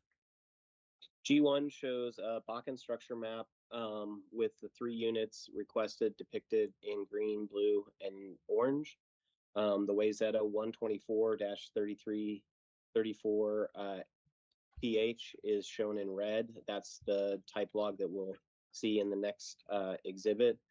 The Bakken structure map shows that the Middle Bakken unit is present at approximately 7,300 feet under the 3 requested units, and the dip is to the southwest with several multiple infill wells and original wells in the proposed unit. Okay, then let's go to G2. G2 then just shows the type log for the Wayzata 124 well, showing that the Upper Bakken Shale, Middle Bakken, Lower Bakken Shale, and Three Forks are all present. We're not planning on drilling the Three Forks in any of these three units. The one well we're requesting in each unit is going to be for the Bakken, in the Bakken Bakken member, Middle Bakken member. Okay, let's go to E1. And as you did with the previous exhibits, identify E1 and then briefly discuss what's contained upon it. Yes, sir. E1 shows that we're asking for 3 units, a 2560 DSU number 1, a 3200 DSU number 2, and a 3200 DSU number 3. Each of those units will have 1 well. I apologize. It looks like there's a typo on this. We're not asking for 3 wells in DSU number 3, just 1 well. All right, and then exhibit E2. E2. Yep.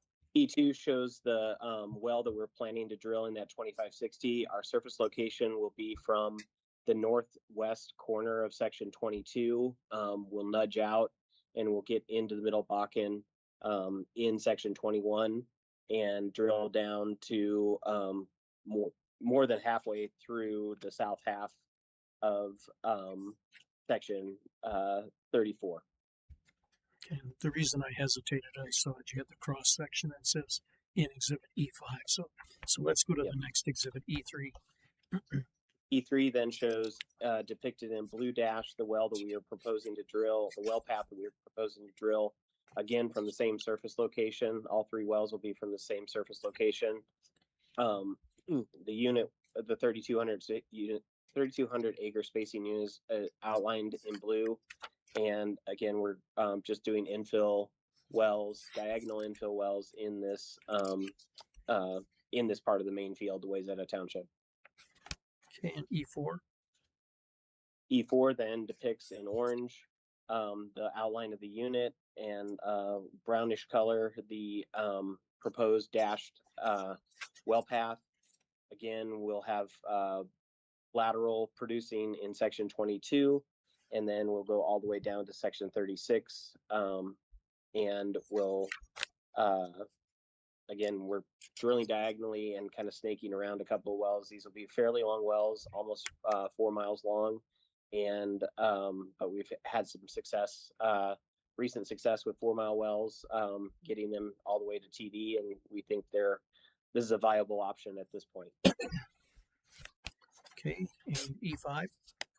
E5 just shows the line rack view showing where these wells are in relation to the existing wells. The average Bakken to Bakken spacing is going to be about 850 to 1400. The new wells, their spacing between new and old wells is about 850 to 1100, so a little bit tighter than some of the previous drilling that we've done in the area. Okay, and E6. E6 shows our typical wellbore diagram. We'll be using a cemented liner, and we'll run in and do on a 16,000 foot lateral, 70 to 74 plug and perf stages. And then on 19,500 foot lateral, 86 to 90 plug and perf stages. E7. E7 then shows reservoir properties for the Bakken pool in the area. Those reservoir properties yield the total oil in place table midway through to the bottom, and then the 2560 acre and 3200 acre case showing 67 million for 2560 and 84 million for a 3200 acre spacing unit. E8. E8 shows the case for, or the economic case for the 2560 unit with the 16,000 foot lateral. parameters, working interest 65.5%, NRI 52.4 from Anna's land exhibits.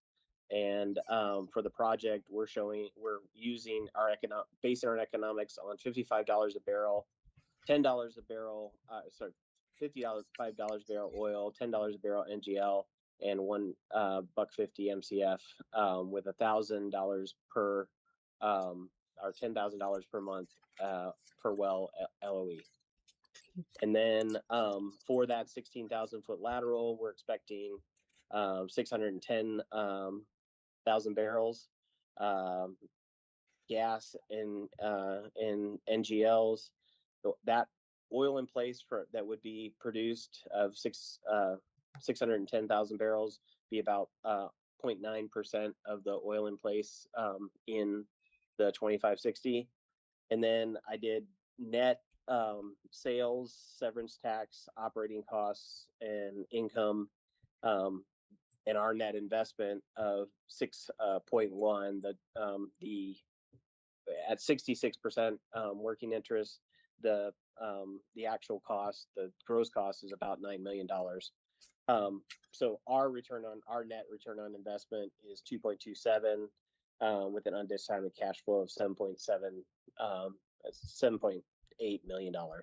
And we're not drilling the Three Forks well. It's got a return on investment about 1.2. It's below our threshold, and the Three Forks wells we've drilled in the area haven't been great. So we're only planning to drill one Bakken lateral in the DSU. All right, let's go to the next exhibit, E9. E9 then summarizes a 19,500 foot lateral for the 3,200 acre spacing unit. This one greater length, and we're expecting a little bit of bump in EUR oil at 823. Net sales of 24 million, severance tax of 2.5 million, net severance tax of 2.5 million, net operating costs of 2.3, and net income of 19 million, with a net investment of 7.4. That yields a return of investment on 2.64 or 12 million, 12.2 million undiscounted cash flow after tax. The Three Forks, again, it's below our threshold, so we're not planning on drilling a Three Forks well. And that's it for E9. E10 then just shows that same economic case for a 19,500 foot lateral. The only difference is there is a slight difference in working interest in NRI, and a slightly higher. And so you'll see down at the bottom the undiscounted cash flow is just slightly higher for this case compared to the previous unit number 2. And exhibit GC1, is that a gas capture affidavit that the commission typically requires in these sorts of matters? It is. And in your opinion, will the requested relief prevent waste, protect relative rights, and prevent the drilling of unnecessary wells? Yes, sir. No further questions, Mr. Examiner. Offer the exhibits. Exhibits are admitted. Questions from staff? John, looking at your E2. Yes, sir. As you're drilling to the west from your pad, until you get to the point where you kick off and go diagonally there, is any portion of that east-west portion of the well planned to be completed? No, sir. That we will just nudge out and get under, or actually, I guess, we'll go over that existing well. We'll go over the turn of that existing well, and then our curve will be where we start heading diagonally towards the southeast. Okay. And then, do you have a rough idea how much wellbore ends up in section 28? 28, probably right around 800 to 900 feet. And we will have to, based on azimuth, there obviously abide by the 500 foot setback from the east line of and our proposed azimuth, the 500-foot setback from the east line of section 21.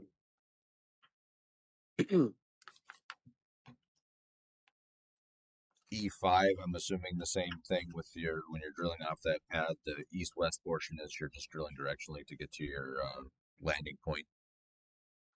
Actually, on that one, on I think you're referring to E4. E3. Oh, E3.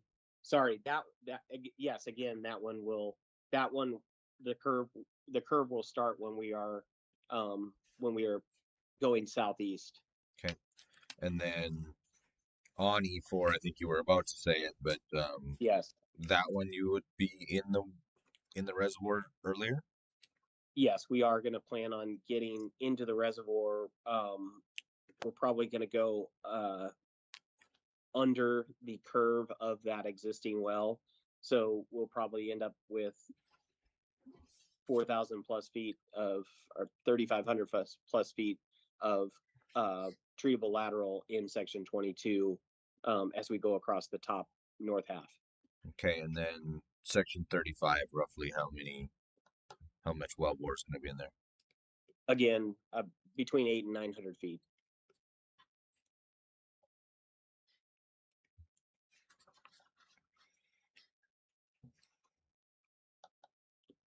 And again, we'll be abiding by the 500-foot setback from the east line of section 26, where we go north-south there. All right, thank you.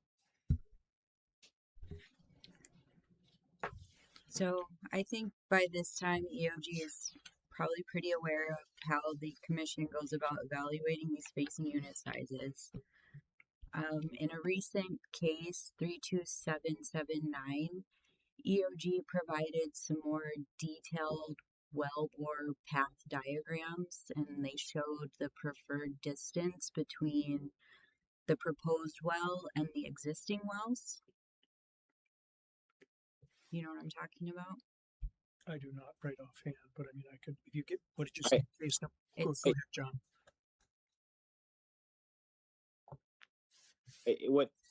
What area? I'm sorry. What area are you talking about? This was the case where EOG requested that we amend the original spacing unit size that we approved so that it would fit within the setbacks. What was the case number again, Ashley? 32779. Yeah. Yes. It's the partial. It was our well in the partial area, I believe. And you provided more detailed diagrams that showed the preferred distance between the proposed well and existing wells. Yes. I'm now familiar with what you're speaking about. Have you gotten far enough in the planning stages that you would be able to provide diagrams like that for these proposed wells just to help us evaluate these further? Yes, I don't know that. Well, we have sticked it. These are our preliminary well paths. I didn't see any issues with those well paths and setbacks and our interwell distances. I think when we submit the APDs for these 3 wells, we'd be happy to have that conversation. But if the units are approved as we've requested, our well pass would conform to those units.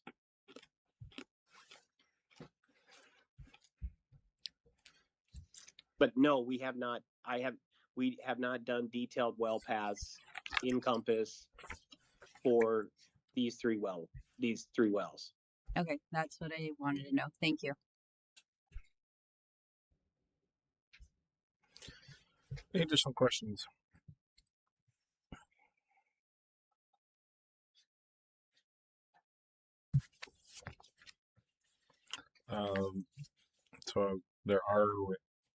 So there's an L5 that needs to be, is that, you're going to supplement with that?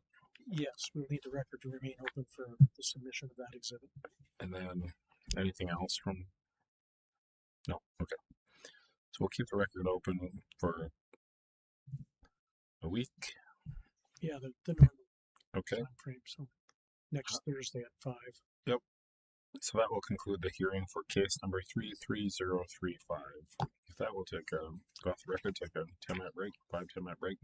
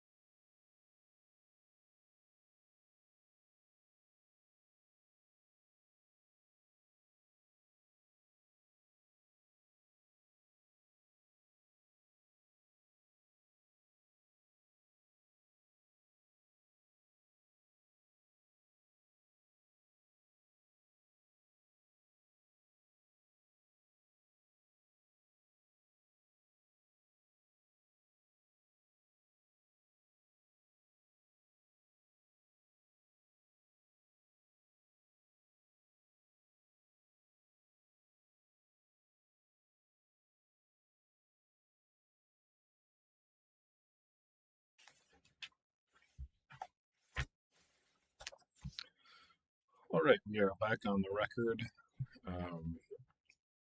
Again, it is July 30th, 2026, and it is 10:55 a.m. We are at the hearing room for the Department of Mineral Resources, Oil and Gas Division.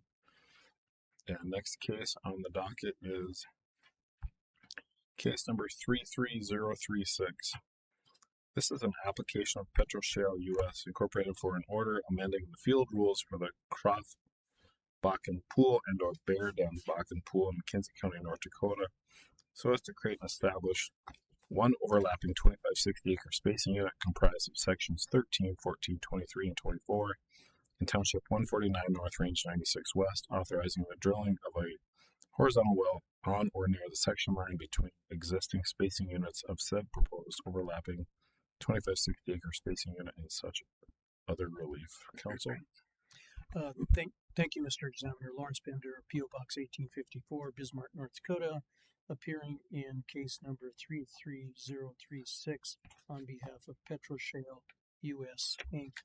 We'll be calling 3 witnesses in this matter.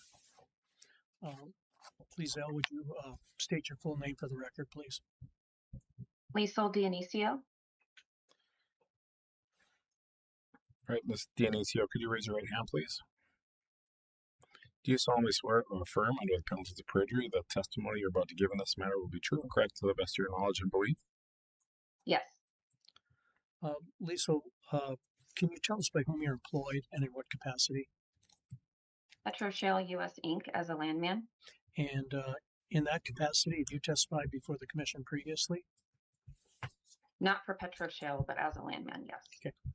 And in that testimony for another company, were your qualifications accepted as that of an expert?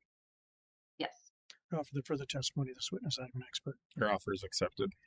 Okay, let's go to the packet of exhibits for case 33036. Let's skip the cover page and go to Exhibit L1. Can you tell us what Exhibit L1 is? Yes. Exhibit L1 is showing the existing field boundaries where we are applying for spacing, the Croft field and the Bear Den field. Okay, and Exhibit L2? L2 is a land plat showing the Bear Den and Croft fields in pink, existing Three Forks wells in green, existing Bakken wells in blue, the proposed unit in yellow, and the proposed lease line well in red. Okay, and Exhibit L3? This is showing tract ownership in the proposed lease line unit. Petroshale owns 59.37% in Tract 1, which is consisting of sections 13 and 14, Tracts 2 and 3 are operated and majority owned by XTO. It also shows the proposed unit, Petroshale's working interest in the proposed unit of 29.68%. And because Petroshale owns less than a majority interest in its proposed 2,560 acre spacing unit, when will Petroshale have conversations with the other working interest owners to determine who should be the operator of this proposed well? Yes, we have discussed with XTO previously. No further questions of the land witness. Questions from staff?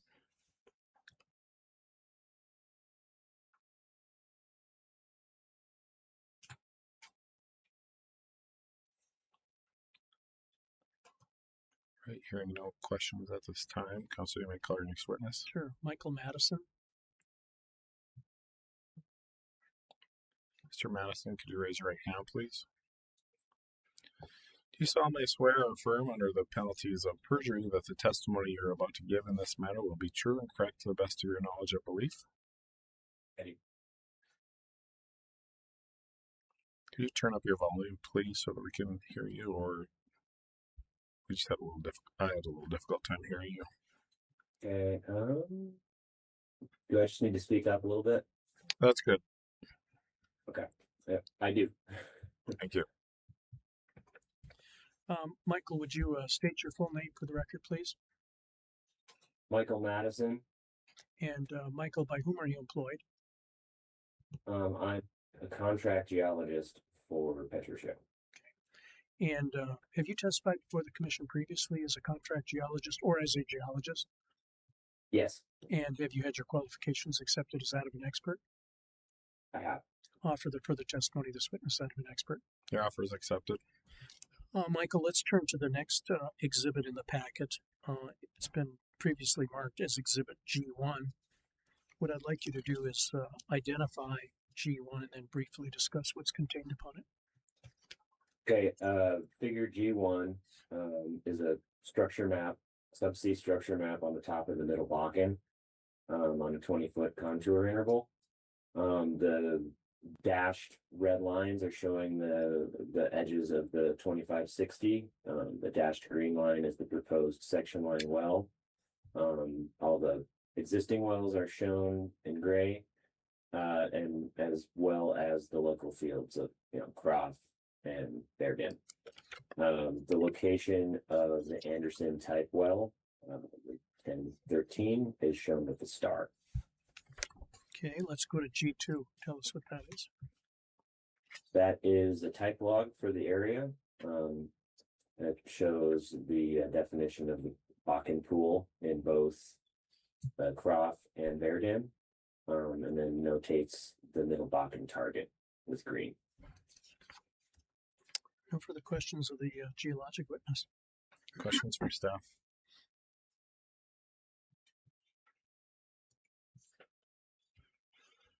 All right, hearing no questions, you may call your next witness.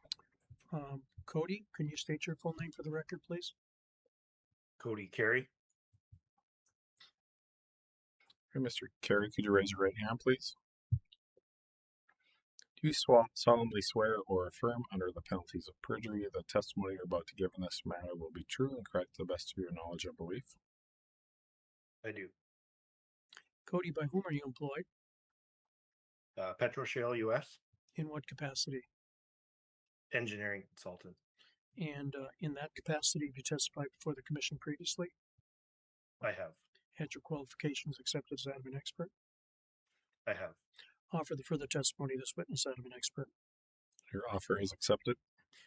Cody, I'm going to direct your attention to the next exhibit in the packet. It's been marked as Exhibit E1. Can you tell us what E1 is? Yeah, so this diagram you see on this exhibit, it depicts the proposed 2560 acre overlapping spacing unit, which includes sections 13, 14, 23, and 24 in Township 149, Range 96. The dashed line on this exhibit represents the 2-mile Middle Bakken lease line well that we are proposing.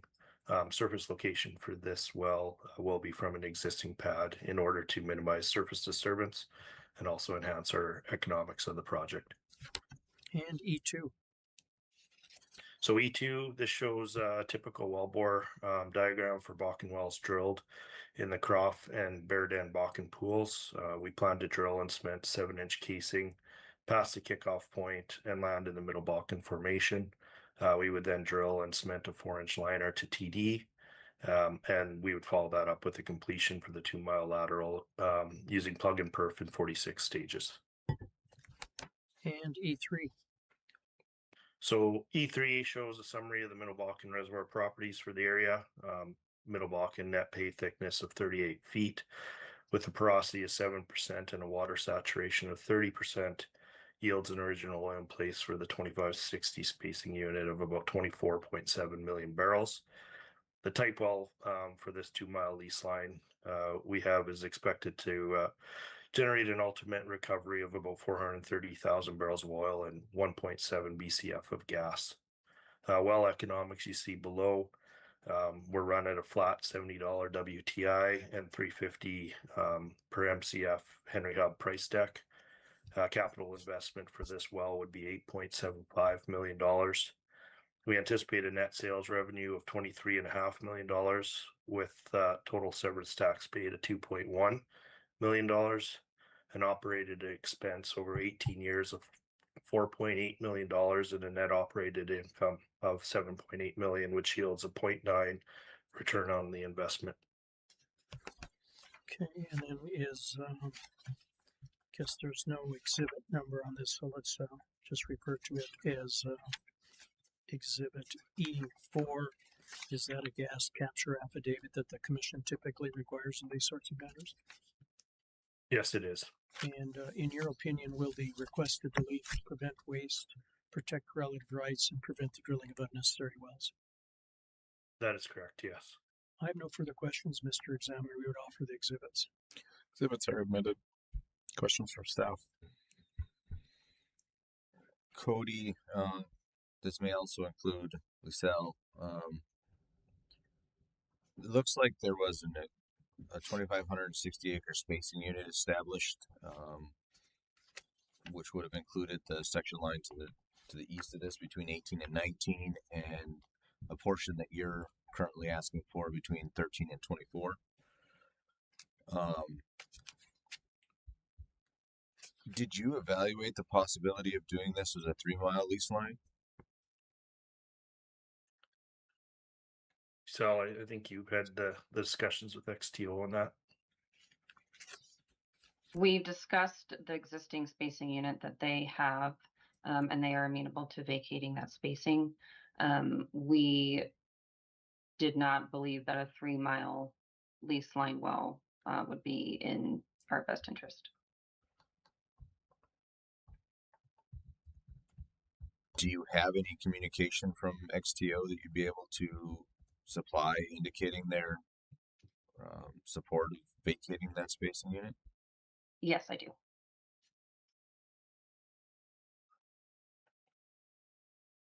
And I don't suppose they indicated what their plans were for that portion of lease line between 18 and 19. She said they have no plans.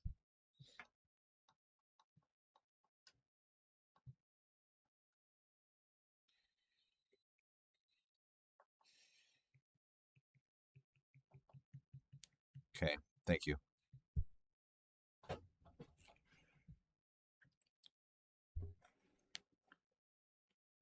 So how will that section line be developed then? Because it looks like directly to the east of that, you're looking at laydown units. And it looks like there's already a lease line. So it would leave that 1 mile between 18 and 19. That's That correct. is correct. Yeah. So how is that going to be developed? We don't own any interest in 18 and 19, so I cannot answer that. I think we would ask that you supplement the record with an evaluation of the 3 mile and what those economics would be. Yeah, we can do that. Thank you.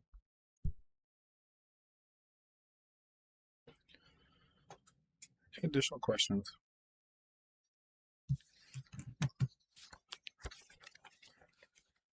All right, hearing no additional questions, give you to August 6th to supplement the record in this case. But that will conclude the hearing for case number 33036.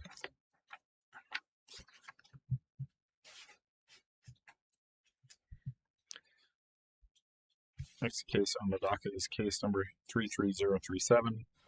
This is an application of PetroShell US Inc. for an order amending the field rules for the Eagle Nest Bakken Pool in Dunn County, North Dakota to create, establish, or reestablish an overlapping 640-acre spacing unit comprised of the west half of Section 4 and the east half of Section 5 in Township 148 North, Range 94 West, authorizing the drilling of 1 U-turn well on said proposed spacing unit and or such further relief. Council? Thank you, Mr. Examiner. Lawrence Bender, P.O. Box 1854, Bismarck, North Dakota, appearing in case number 33037 on behalf of PetroShell US Inc. We'll have the same 3 witnesses in this case we had in the previous case. All right, the witnesses will continue to be under oath. You may call your first witness. Okay, we'll recall the land witness. Let's turn to Exhibit L1. Can you tell us what L1 is? Yes, L1 is a regional location map showing existing field boundaries where we are applying for spacing. L2. L2 is a land plat showing the Eagle Nest field in pink, existing Bakken wells in blue, existing Three Forks wells in green, the proposed unit in yellow, and the proposed well path in red. L3, L3 is showing tract ownership within the proposed unit. PetroShale owns 100% of tract 1, which would be 50.01% in the proposed unit. and owns nothing in track 2. Correct. Okay. No further questions. Questions from staff?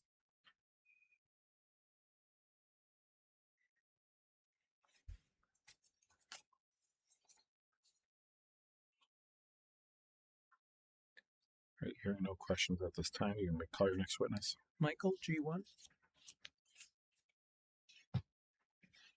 Okay, so this is another Middle Bakken subsea structure map on 20-foot contours. The proposed spacing unit is shown in dashed red. The proposed well path on the U-turn well is dashed in green, and the type log, the BIAL 1-7, is shown with the star to the southwest. G2. G2 is a type log from the BIAL 1-7, showing the definition of the Eagle Nest Bakken pool, as well as the Middle Bakken target highlighted in green. No further questions. Questions from staff?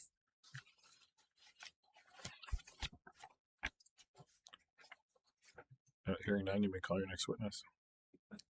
Cody, let's go to E1. Okay, yeah, this diagram you see on this exhibit depicts the existing overlapping spacing unit between the east half of section 5 and the west half of section 4. The red dashed line represents the 2-mile equivalent U-turn well in the Middle Bakken that we are proposing. The intent would be to drill this location from the same surface lease as the existing wells in the east half of section 5, as this would minimize our surface disturbance and improve our well economics. E2. So this shows a typical wellbore diagram for Bakken wells drilled in the Eagle Nest Bakken pool. We will drill and cement 7-inch casing past the kickoff point, land in the Middle Bakken formation. This will be followed by drilling and cementing a 4-inch liner to TD. The directional plan that we have will start the U-turn at 630 feet south of the north section line, and the U-turn will stay within the section, but within the 200-foot setback. However, no perforations will be within the 250 feet from the south section line or the north section line, and completion for the well will be plug and perf in 46 stages. E3. E3. So this shows a summary of the Middle Bakken reservoir properties for the area. Middle Bakken thickness at 40 feet with a porosity of 8% and water saturation of 30% yields original oil in place for 640 spacing unit, 7.4 million barrels.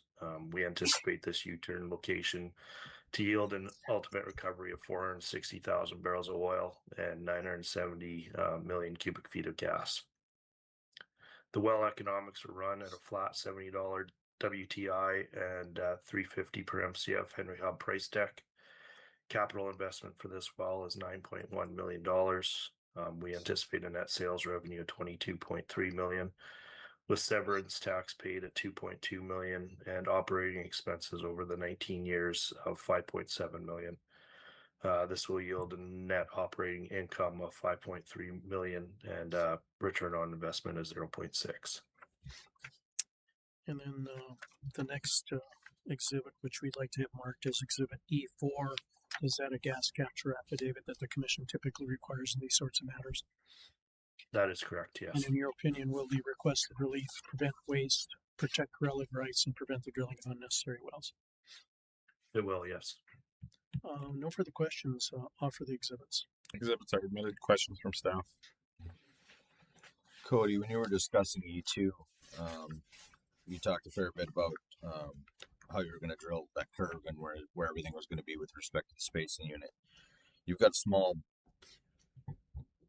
diagram in the corner of that exhibit. I'm assuming what you were discussing is visible on that diagram, maybe on the exhibits you have. It is, yes. Okay. I'm going to ask that that small diagram be submitted as a supplemental engineering exhibit, blown up as a full scale exhibit, if that's all right. Yeah, we can definitely do that. Okay. And just to confirm, I think what I heard was that you plan when you drill a curve, the curve's going to stay inside the spacing unit. Was it going to stay inside the 200-foot north-south as well? Yeah, it'll cross over that 200-foot north-south boundary. Okay. We don't intend to perforate in that zone, no. So it would cross between the section line and the curve would apex in the setback. That's correct, yes. And you would just complete the portion that was legal on either side of the curve. Correct.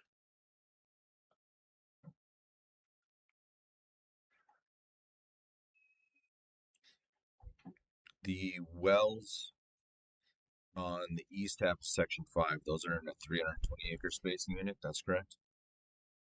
Yes, that's That is correct. Is this the only other lateral Petroshale's looking to put in I'll call it the east half of 5? That is our intent, yes. The 1 mile laterals are not competing for capital from an economic perspective. Okay. So we got one horseshoe in there, or U-turn. So that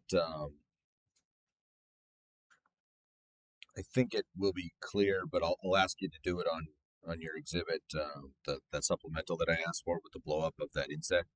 Yep. Can you make sure you give us the footage off of the east line of section 5 for the second leg, if it's not already on there?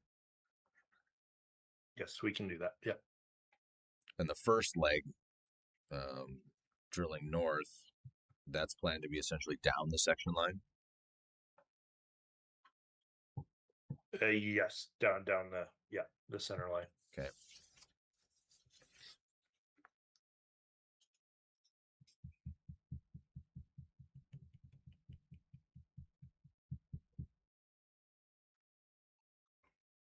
Okay, thank you. Yep. Any additional questions from staff?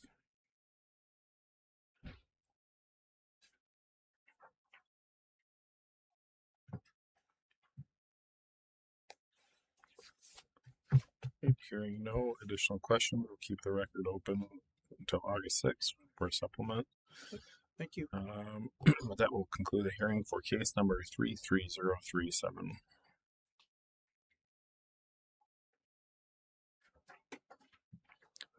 Next case on the docket is case number 33038.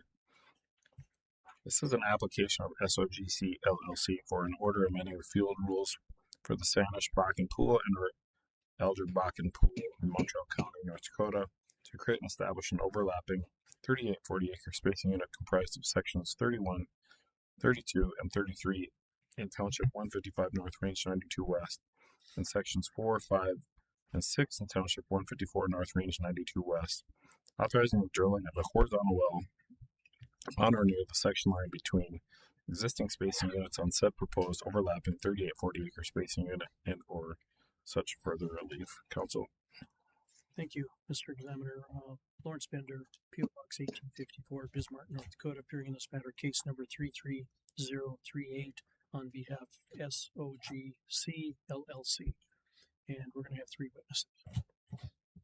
All right, I see your first witness is Mr. Baker. Yes. Can you raise your right hand, please? You solemnly swear or affirm under the penalties of perjury that the testimony you're about to give in this matter will be true and correct to the best of your knowledge and belief? Yes. Jonathan, state your full name for the record, please. Jonathan Baker, And Jonathan, by whom are you employed? SOGC LLC, In what capacity? senior landman. And in that capacity, have you testified before the commission previously? I have. Had your qualifications accepted as that of an expert? Yes. Offer the further testimony of this witness that of an expert. Your offer is accepted. Jonathan, let's turn to the packet of exhibits for case 33038. Let's skip the cover page and go to L1. Please identify L1 and then briefly discuss what's contained upon it. Sure. L1 is a location map. We are in Montreal County, up in 154.92 West and 155.92 West. There are 4 polygons I'll point out here. The yellow laydown polygon of sections 4, 5, and 6. We have recently, last month, requested a 1920 laydown unit be spaced.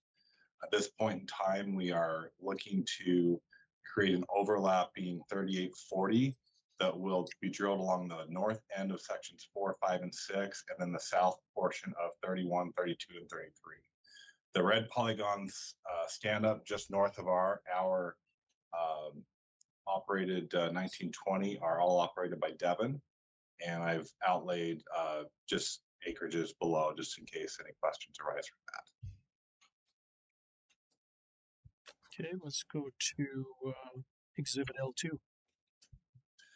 Exhibit L2, the same map, but I've focused on the south 3 sections of the Devon operated stand-ups along with our laydown as well. And then we have our section line well that is going to be drilled between those 2 1920 units there. At the bottom, what I put there is overall working interest and a allocation between the different units. We would have about a 15% working interest ourselves in this section line well. Devon, we've discussed with them, they are supportive of our actions as well here and are working with us. No further questions of this witness. Questions from staff?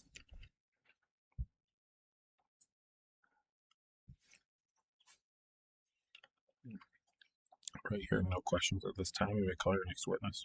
Okay. Lee, would you state your full name for the record? Lee Bartholomew. Mr. Bartholomew, could you raise your right hand, please? Do you solemnly swear or affirm under the penalty of perjury that the testimony you're about to give in this matter will be true and correct to the best of your knowledge and belief? Yes. Lee, by whom are you employed? SOGC LLC. In what capacity? I'm a subsurface manager and the geologist for the company. And in that capacity, have you testified before the commission previously? Yes, I have. And have you had your qualifications accepted as that of an expert? Yes. For the further testimony of this witness, that of an expert. Your offer is accepted. Lee, let's go to the next exhibit on the packet that's been marked G1. Can you tell me what G1 is, please? Yep. G1 is a structure map showing the top of the middle Bakken structure on a 50-foot contour interval. You'll notice the existing and proposed DSUs are also marked with the noted polygons. There's a line 8A prime, which is referenced in the next exhibit, which is our cross-section exhibit, noting the location of the wells that are shown. Okay, and then G2. So this is the cross-section that was drawn on the previous exhibit, line 8A prime, showing that all the targeted formations are present and continuous across this area. No further questions. Questions from staff?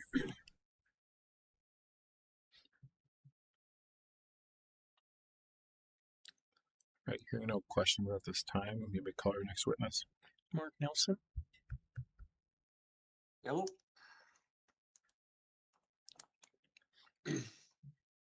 Mr. Nelson, could you raise your... I'm here. Can you guys hear me? We can hear you. Can you hear us? Yes, sir. Can you raise your right hand, please? Do you solemnly swear or affirm under the penalties of perjury that the testimony you're about to give in this matter will be true and correct to the best of your knowledge and belief? I do. Mark, by whom are you employed? SOGC LLC. And in what capacity? Head of operations. And you're an engineer, is that correct? Yes, sir. And in that capacity, have you testified before the commission previously, is that correct? I have. And you had your qualifications accepted as that of an expert? I have. For the further testimony of this witness, that of an expert. Offer is accepted. Okay, Mark, let's go to the next exhibit in the packet, E1. Can you tell us what E1 is, please? Yeah, it's a proposed spacing for this lease line well. So it's going to be 200 feet off of that section line. And then the remaining wells that Jonathan had talked about in that previously proposed 1920 will all be spaced about 1,000 feet from one another. Okay, and E2. Just a design of a typical Bakken well, 9 5/8 surface string, 7-inch intermediate, and then 4.5-inch liner. We're planning a plug and perf completion at this time with about 75 or 71 stages, excuse me. Okay, and E3. Just some of the reservoir data showing the top of the upper Bakken Shale, the top of the Bird Bear. Our gross thickness of our oil column is 219 feet with a porosity of 5.3%. Ka average of 0.0011 millidarcies, and then KAH of 0.177 millidarcy feet. Okay, and E4. This is our economics. So we ran it at a strip pricing of July 15th. And so we have our initial rate coming in at just over 1,300 barrels of oil per day, well life of 24 years, initial gas oil ratio of just over 1,300 SCF per barrel. We have a DCNF cost of 10.6 million. Our working interest is just over 15% with an NRI of just over 12. Our ultimate recovery of oil is just over 630,000 barrels, an EUR of gas of 1,414 MMCF. We've got an initial rate of return or an internal rate of return of right around 41% and a payout in 2.6 years. And Exhibit E5, is that a gas capture affidavit that the commission typically requires in these sorts of matters? It is. And will the requested relief prevent waste, protect relative rights, and prevent the drilling of unnecessary wells? It will. Mr. Examiner, no further questions. Offer the exhibits. Exhibits are admitted. Questions from staff? Mark, just to confirm, the plan is Middle Bakken target and about 200 feet off of the south of the lease line or the common section line. That is correct. Okay, thank you.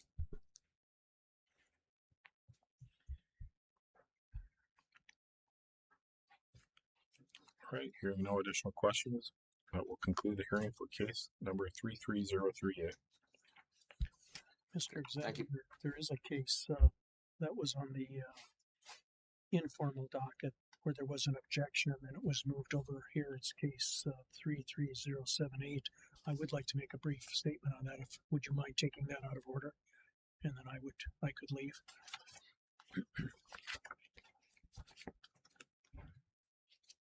That's fine. Is it bumped to the end of a normal document? Okay. We can hear case number 33078. Case number 33078. This is an application of Henry Hill Oil Services LLC pursuant to North Dakota Administrative Code Section 43020388.1 for an order of the Commission authorizing the drilling of the Shaper SWD2 salt well water disposal from a surface hole location in the southeast section of 24 Township 146 North, Range 92 West, in the Werner Field, Dunn County, North Dakota, in the Dakota Group pursuant to North Dakota Administrative Code Chapter 430205 and providing such other further relief. Counsel? Thank you, Mr. Examiner. Lawrence Bender, P.O. Box 1854, Bismarck, North Dakota, appearing in this matter, case 33078, on behalf of Henry Hill Oil Services, LLC. The Commission should have in its possession, as part of its application, all the information necessary to consider the request in this matter. We were advised this morning that the Commission has been in receipt of an objection from a Ms. Jennifer Hassauer. The email, I suspect, is part of the record. She points out some of her concerns about the application, those being generally that there's going to be noise, there's going to be dust, there's going to be increased traffic. Actually, I think just the opposite will happen if this saltwater disposal application is granted, because there will be a saltwater disposal well in the area, and that saltwater disposal will be transported to the proposed well by pipeline. So noise, traffic, and dust should be reduced, if not eliminated, by virtue of that. We also would point out that she formally requested that Henry Hill test both water sources in her pasture for a baseline before anything else moves forward. I don't know exactly what she has in mind, but if it's just a matter of testing some wells or testing some, lake water or surface water, we wouldn't have any objection to that being part of the application. And if the commission were to require anything further, if you could just advise me, and I will get you that information. There's some urgency in this matter. Henry Hill would like to move forward with this saltwater disposal well as soon as possible. That's all I have. Any questions or comments from staff? I just have a comment. Henry Hill will need to work with Ms. Hossauer on getting those freshwater samples conducted. Any conversation, documentation regarding the sampling, and any resulting sample analyses can be handled and submitted as part of the UIC application, which will be placed in the case file and be part of the record. And I would recommend we leave this case open until such time as the UIC application is complete, which is standard for these UIC application cases. Thank you, Ashley. Anything else? Hearing nothing further, we will keep the record open on this case. Thank you, Mr. Examiner, for accommodating my schedule as well. You're welcome, and that will conclude the hearing today for case number 33078.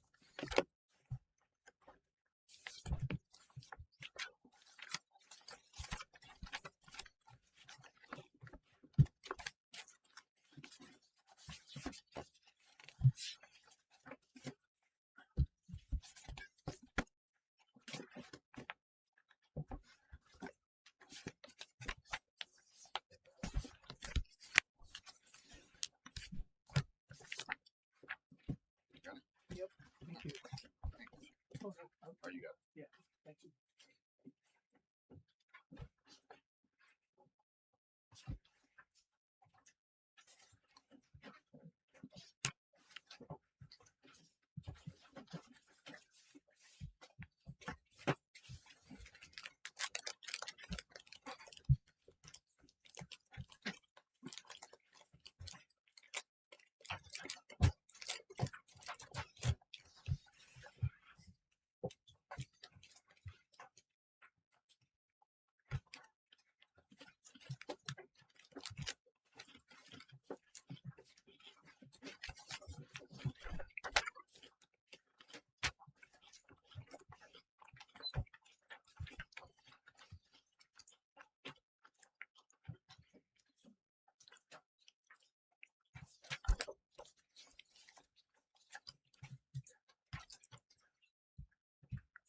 And 40.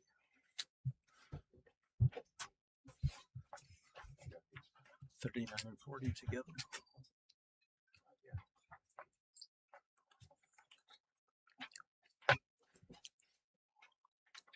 All right, next case on the docket is case number 33039. This is an application of Phoenix Operating LLC for an order amending the applicable orders for the Granora Climax Bakken Pool to establish a stand-up 2560 acre spacing unit comprising sections 25 and 36 in Township 159 North, Range 103 West, and sections 1 and 12, Township 158 North, Range 103 West in Williams County, North Dakota, and authorize up to 4 horizontal wells to be drilled in such unit and are granting such other relief as may be appropriate. Council? Thank you, Mr. Examiner. Aaron Bieber, P.O. Box 1017, Saratoga, Wyoming, appearing on behalf of Phoenix Operating LLC, in this case 33039. I just note that the application for spacing in 33040 will have geology and engineering testimony that's virtually identical. So we'd ask that these two cases be consolidated for hearing purposes this morning.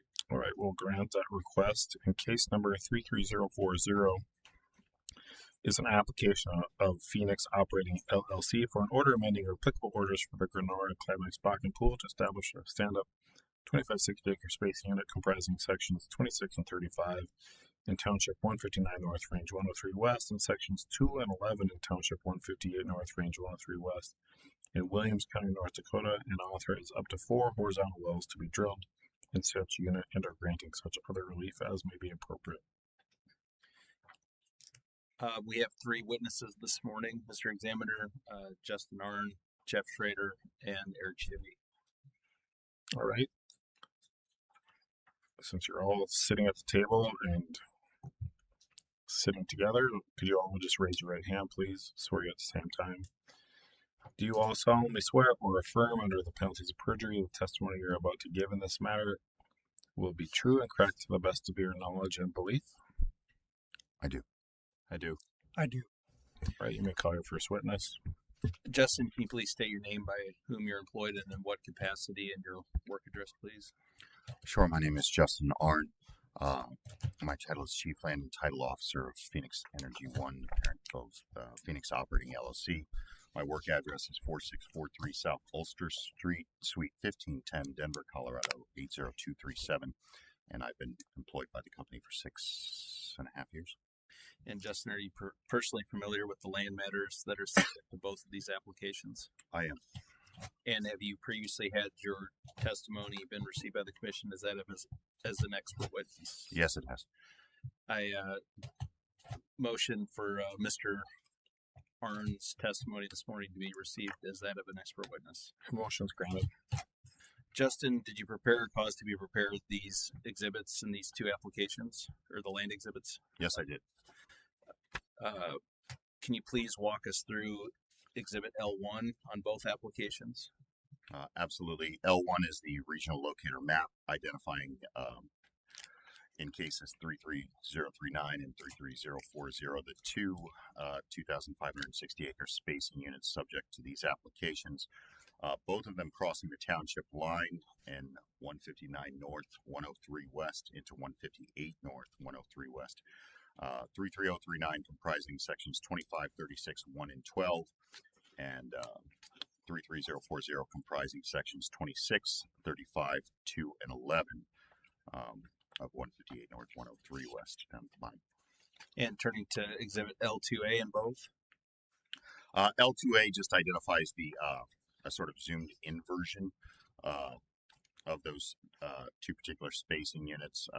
I don't think anything of note that I want to address in probably L2B. Yeah, and turning to L2B.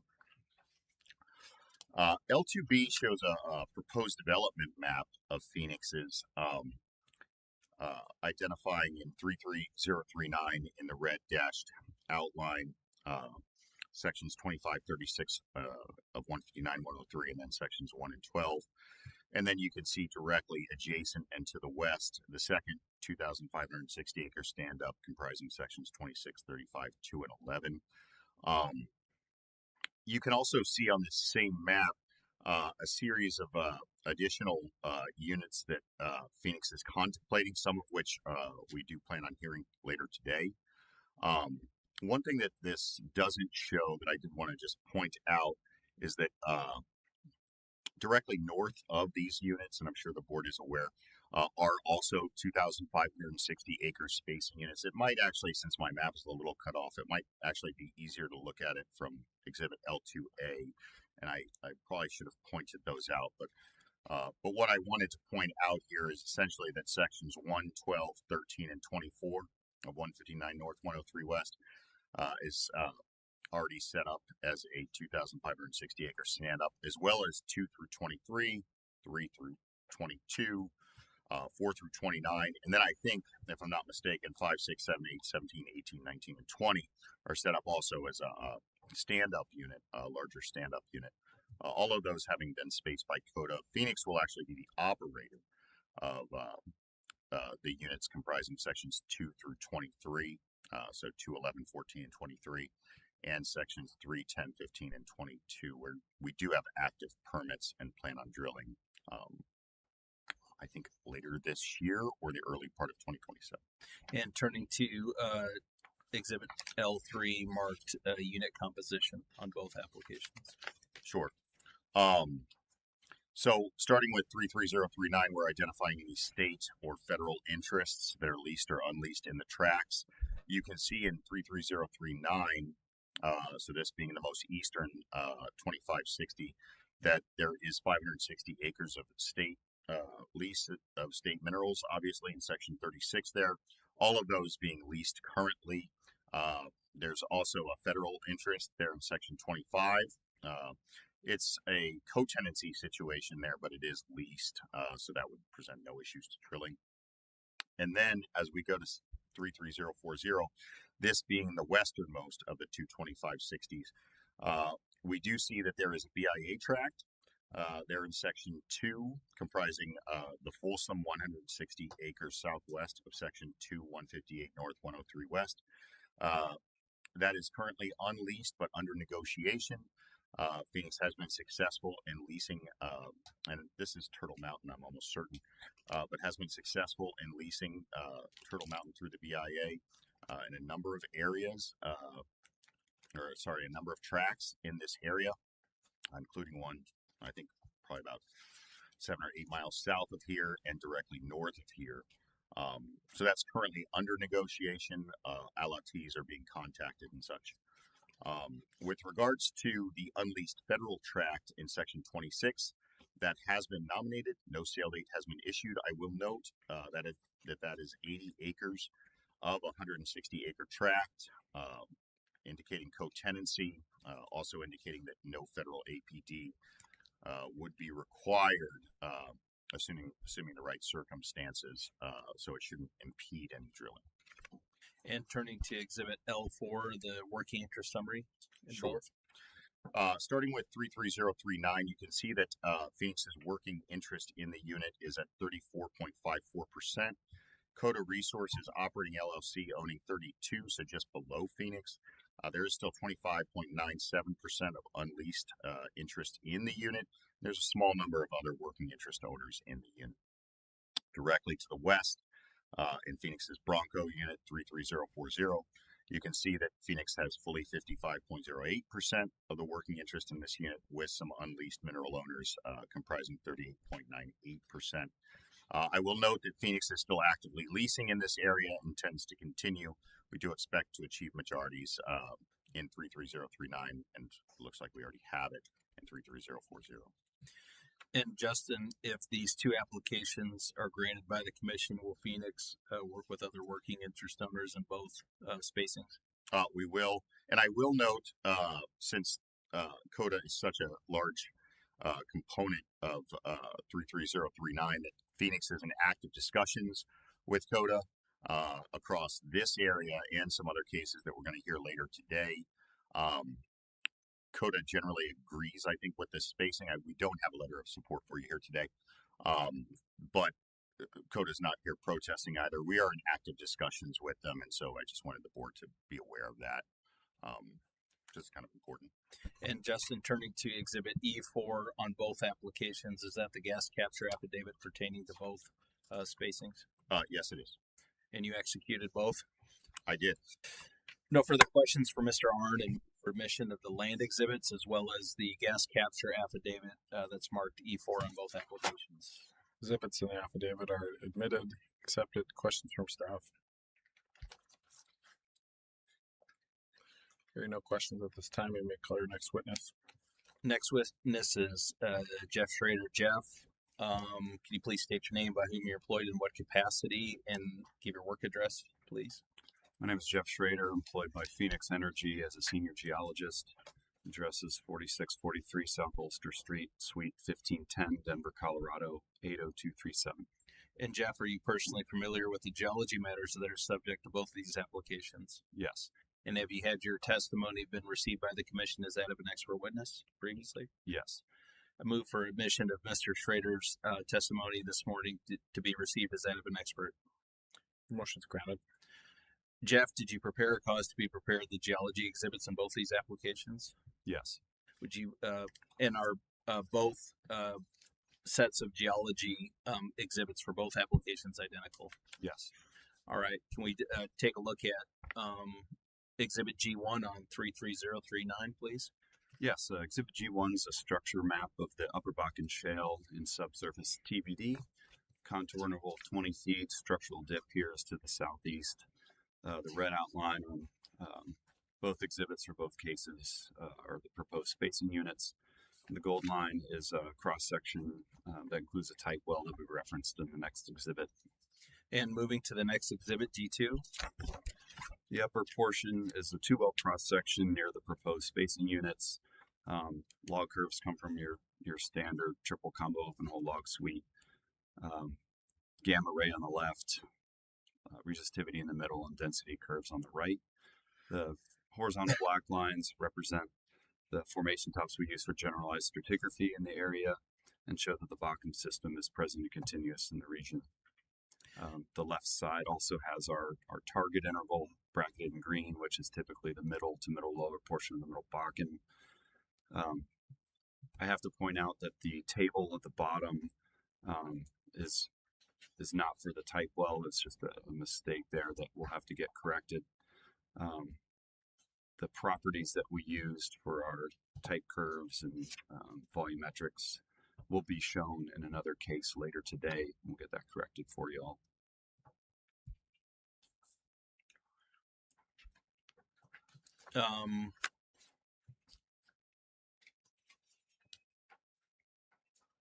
And Jeff, is the Bakken formation present continuous across both spacings? Yes, it is.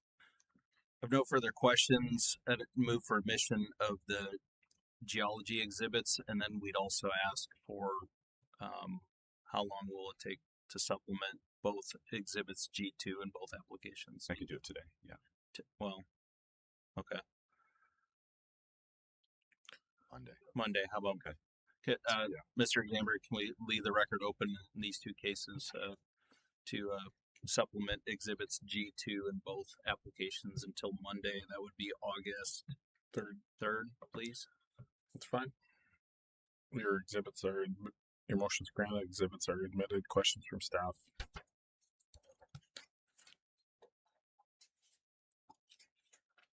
Hearing no questions at this time, you may call your next witness.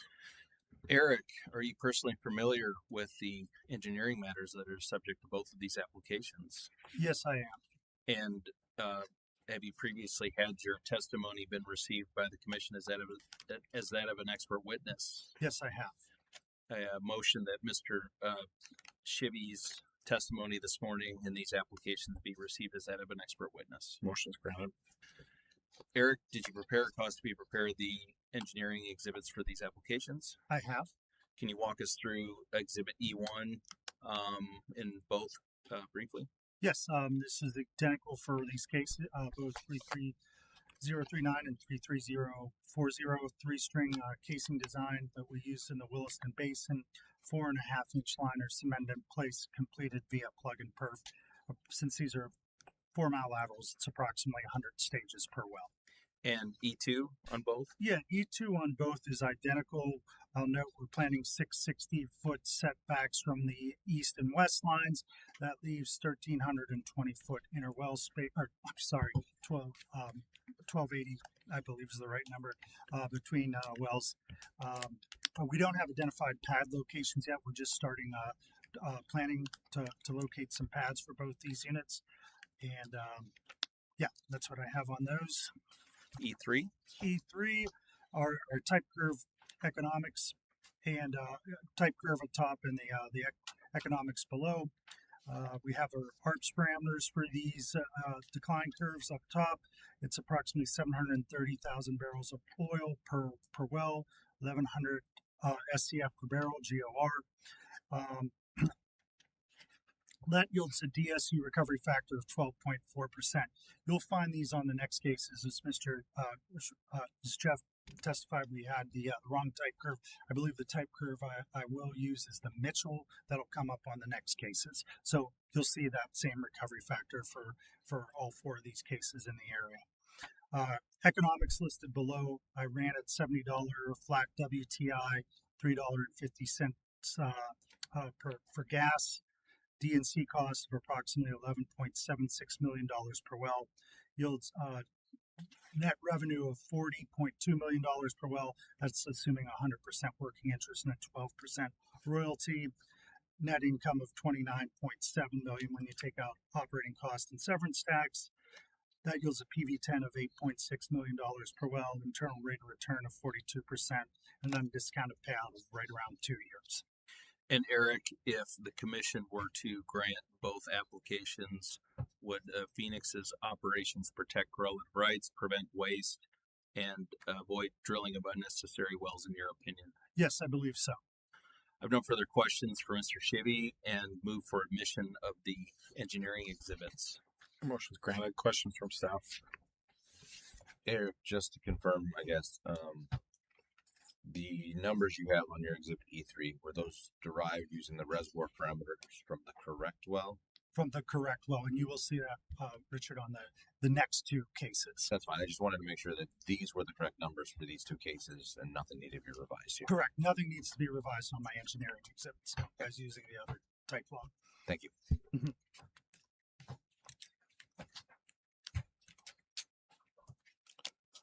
Right, hearing no additional questions, that will conclude the hearing for consolidated cases 33039 and 33040.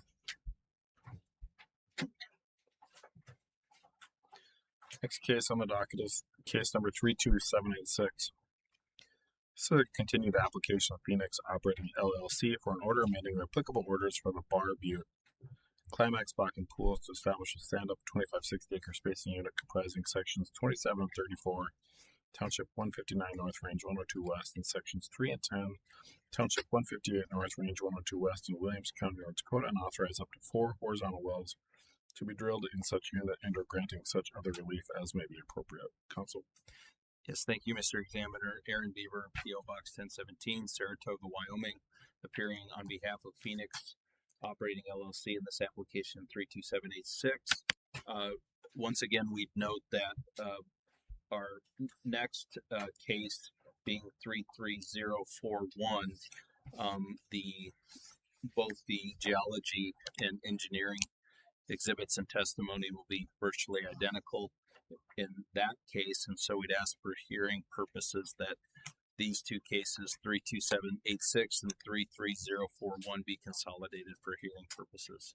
All right, we'll grant that request. And case number 33041 is an application of Phoenix Operating LLC for an order amending the applicable orders for the Bar Butte Climax Bakken pool to establish a stand-up 2560 acre spacing unit comprising sections 25 and 36 in Township 159 North, Range 102 West, and sections 1 and 12 in Township 158 North, Range 102 West, in Williams County, North Dakota, and authorize up to 4 horizontal wells to be drilled in such unit and are granting such other relief as may be appropriate.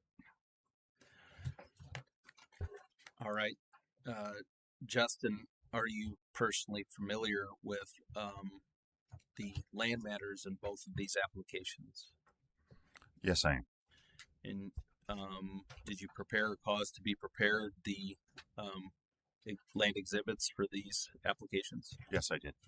Can you please briefly walk us through Exhibit L1? Certainly. Exhibit L1 for case 32786 identifies sections 27 and 34 of 159 North, 102 West, located in Williams County, North Dakota, as well as sections 3 and 10 of 158 North, 102 West, also in Williams County, North Dakota, this being a 2,560 acre stand-up spacing unit. Case 33041 identifies another 2,560 acres stand up on the east side of both townships, comprising sections 25 and 36, and also sections 1 and 12 of 159 North, 102 West, and 158 North, 102 West. And turning to Exhibit L2A in both. L2A in both identifies in 32786 first the westernmost stand-up unit. You can see that in this township, 159 North, 102 West, there is in fact a producing Coda well they're in sections 26 and 35, and also some producing Coda wells off to the west. And then, and I just want to point this out for reference, in 158 north, 102 west, you've got sections 13, 14, 15, 22, 23, 24. Are all producing, I want to say chord units, and chord has recently spaced laydowns across those sections. So that's 13, 14, 15, and 22, 23, 24. At least I'm almost certain that they have and plan to develop them that way. Case 33041 identifies the easternmost unit. In the same map, probably nothing more to say there, I don't think. Okay, turning to exhibit L2B then. L2B is probably familiar from the last case. So starting with 32786, you can see the proposed stand-up there. I will note the additional units that Phoenix plans to make and or work with other operators to make. Specifically that Draco unit right next to it, comprising sections 28, 33, 4, and 9. We're not hearing that today, as there's still discussion with Coda on that. And in fact, there's still discussions with Coda and other working interest operators across the area. But Phoenix's idealized development plan would work something like this, and we're working in that direction. These two cases, 32786 and 33041, being the most solid of the development plans, and so the ones that we wanted to get spaced first in this particular instance. So again, the red dashed outline identifying the two units in relation to Phoenix's proposed development plan. I will actually note that, and this should have been probably in a different color, that DC Gunner unit off to the east side here, comprising sections 6, 7, 18, and 19. I want to say that's 158 north, 101 west. That is a currently established unit that Phoenix will be developing in the very near future. I think we've got active permits on that unit right now. And then lastly, because it's also not shown on this map, but I think I mentioned previously, but I'll mention it for this case too, that sections 6, 7, 18, and 19 of 159 north, 102 west, 5, 8, 17, and 20, 4, 9, 16, and 21, 3, 10, 15, and 22, and I believe 2, 11, 14, and 23 are all were all heard, I think, by the board last month by Coda to establish 2,560 acre spacing units, I believe, in each of those. If I'm not mistaken, sections 1, 12, 13, and 24 may remain unspaced. I could be wrong about that, but that's certainly something that Phoenix has a large working interest in that's not shown here that we do intend to either create a spacing unit out of or work with another working interest operator to create a 22,560 acre spacing unit out of. And then turning to exhibit L3, starting with 32786, the unit composition. Sure. Starting with 32786, again, identifying any federal or state leased or unleased that would inhibit drilling or need to be addressed prior to drilling. You can see that for case 32786, there is a unleased portion of the state that they own in co-tenancy in section 10 of 158-102. Phoenix has nominated that tract to become available at the next North Dakota state lease auction. I'm sorry, that is the leased portion. I'm talking about, that 120 acres comprising portion of section 27 and 34. Those two have been nominated, and we expect to go up at the next state lease auction. No federal interest in this particular case. And then moving on to 33041, the state owns 488 net mineral acres in section 36, all of which are currently leased, most of which are leased by Phoenix. And then turning to exhibit L4 on both the working interest summary.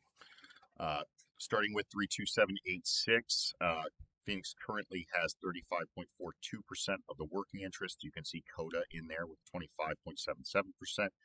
There are still unleased mineral owners and a small number of working interest owners. Phoenix is still actively leasing in this area, and we expect to achieve majority within a month or two from this particular time. Case 33041, Phoenix already does have the majority, being 59.61%, this being the far eastern unit. There is still 33% of unleased mineral owners out there, and Phoenix is still actively working to lease those owners as well. And Justin, if the commission were to grant spacing in both applications, would Phoenix work with other working interest owners within both proposed spacings? Yes, we would. And as with the last case, I will note that given, especially in case 32786, Coda Resources, who's another operator in the basin, given their large percentage of working interest, these applications were presented with notice to Coda. They understand what we're doing and why we're doing it. And while I don't have necessarily a letter of support from Coda in this matter, they generally agree with our spacing here. And turning to Exhibit E4 on both applications, is that the gas capture affidavit that describes Phoenix's plans for gas takeaway? It is, and I will note, and I did sign that, but I will note that given our operatorship in that DC Gunner unit, that we do have a gas gathering contract in place with One Oak, and One Oak will have gas gathering infrastructure in place and ready to accept gas at initial production for, I want to say, both of these units. Great. No further questions for Mr. Arnn, and move for the admission of the land exhibits as well as the gas capture affidavit marked Exhibit E4 on both applications. Motion's granted. Exhibits and affidavit are accepted. Questions from staff?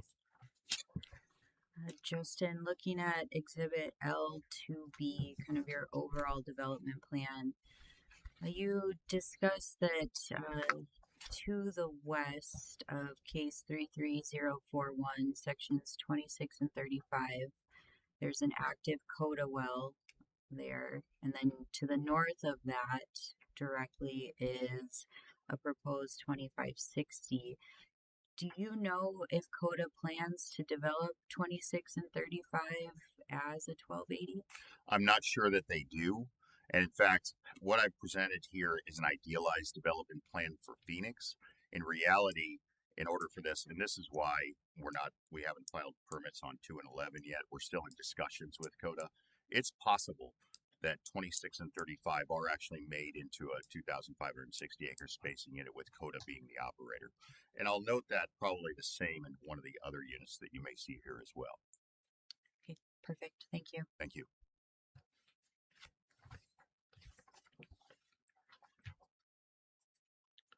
Right, hearing no additional questions, you may call your next witness. Jeff, are you personally familiar with the geology matters that are contained within these two applications? Yes.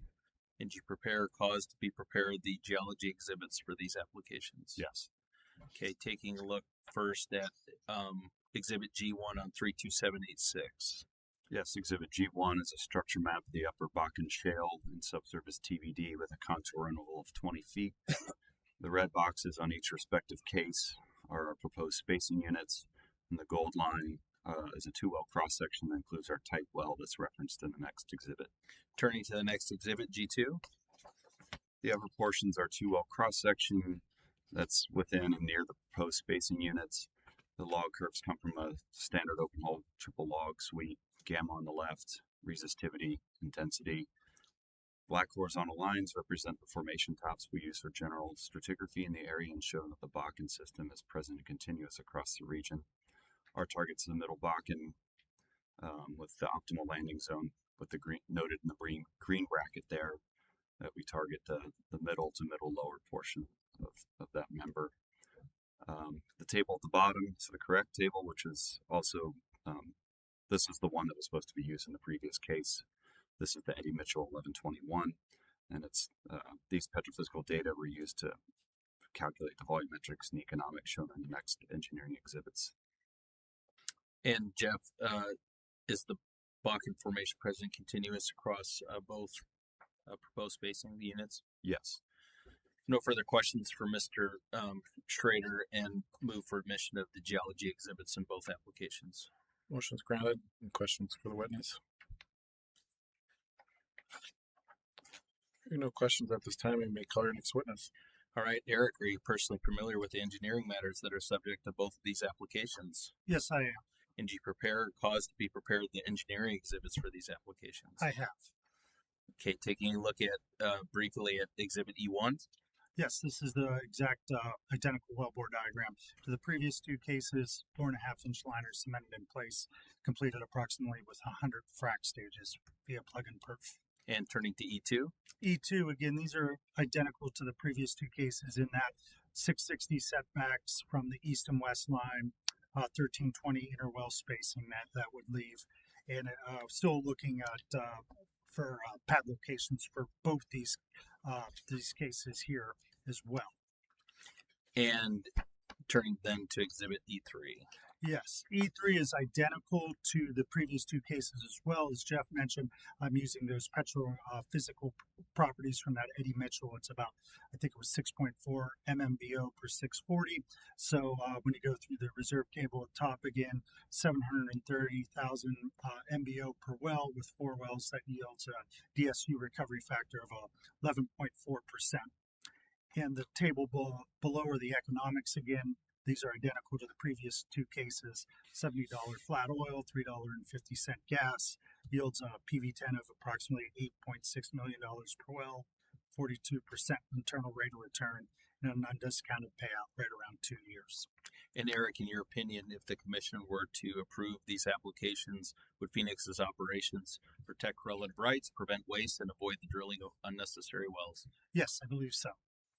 No further questions for Mr. Shibby, and move for admission of the engineering exhibits. Motion's granted. Questions from staff?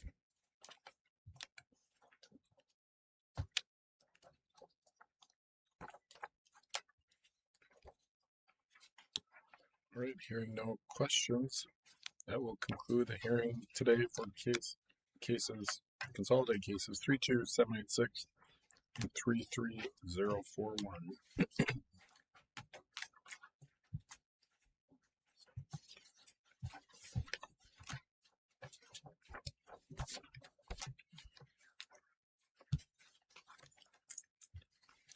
Next case on the docket is case number 33047. This is an application of Phoenix Operating LLC for an order amending the applicable orders for the Wild Rose, Corinth, Bakken Pool to establish an overlapping 5120 acre spacing unit described as sections 29, 30, 31, and 32 in Township 160 North, Range 97 West, and sections 5, 6, and 7, and 8 Township 159 North, Range 97 West, and Divide in Williams counties in North Dakota, and to authorize one horizontal well to be drilled on such unit and granting such other relief as may be appropriate. Council? Yes, thank you, Mr. Examiner. Aaron Beaver, P.O. Box 1017, Saratoga, Wyoming, appearing on behalf of Phoenix Operating LLC. In this case, number 33047, we have the same 3 witnesses. All right, the witnesses remain under oath. You may call your first witness. Justin, are you personally familiar with the land matters that are subject of this application? Yes, I am. Did you prepare or cause to be prepared the land exhibits for this application? Yes, I did. Taking a look at Exhibit L1. L1 shows our proposed, excuse me, I jumped straight to L2. L1 shows the regional locator map identifying the roughly 5,120 acre unit comprising sections 29, 32, 30, 31 of 160 North, 97 West, as well as 5, 6, 7, and 8 of Township 159 North, Range 97 West, subject to this application. Turning to L2A. L2A shows the proposed Hobbit 3031-671H lease line plan map. We'll note that sections 30, 31, 6, and 7 are set up as a 2,560 acre stand-up unit that Phoenix intends to operate, as well as sections 29 and 32 being a 1280. It's a 1,280 acre unit, but will be developed in, with actually a 4-mile switchback, and actually as a 1282. It's a little complicated, but And then also, of course, sections 5 and 8 of Township 159 North, 97 West, where there's currently a producing, I think it's Oasis or Whiting well, currently. So, yeah, that's our unit map there. And then turning to Exhibit L2B, the proposed plan map. This just identifies the lease line well that we're proposing near near Phoenix's other development in the area. You can see that most of our development taking place to the west there, including our 3-mile stand-ups all across Township 160 North, 98 West, and multiple different configurations that Phoenix has put together in 159 North, Range 98 West. And then taking a look at Exhibit L3, unit composition. Identifying any state or federal interest that would inhibit the drilling of this particular lease line well. There's only one state tract and is currently leased there in section 32 of 160 North, 97 West. And then Exhibit L4. And then Exhibit L4 identifies Phoenix's working interest in the proposed lease line unit. Specifically, Phoenix owns 45.9% of the working interest in the proposed unit, the proposed lease line. I do note, and I just realized this now, and this is my apologies. Generally, Phoenix provides working interest numbers across the underlying pools.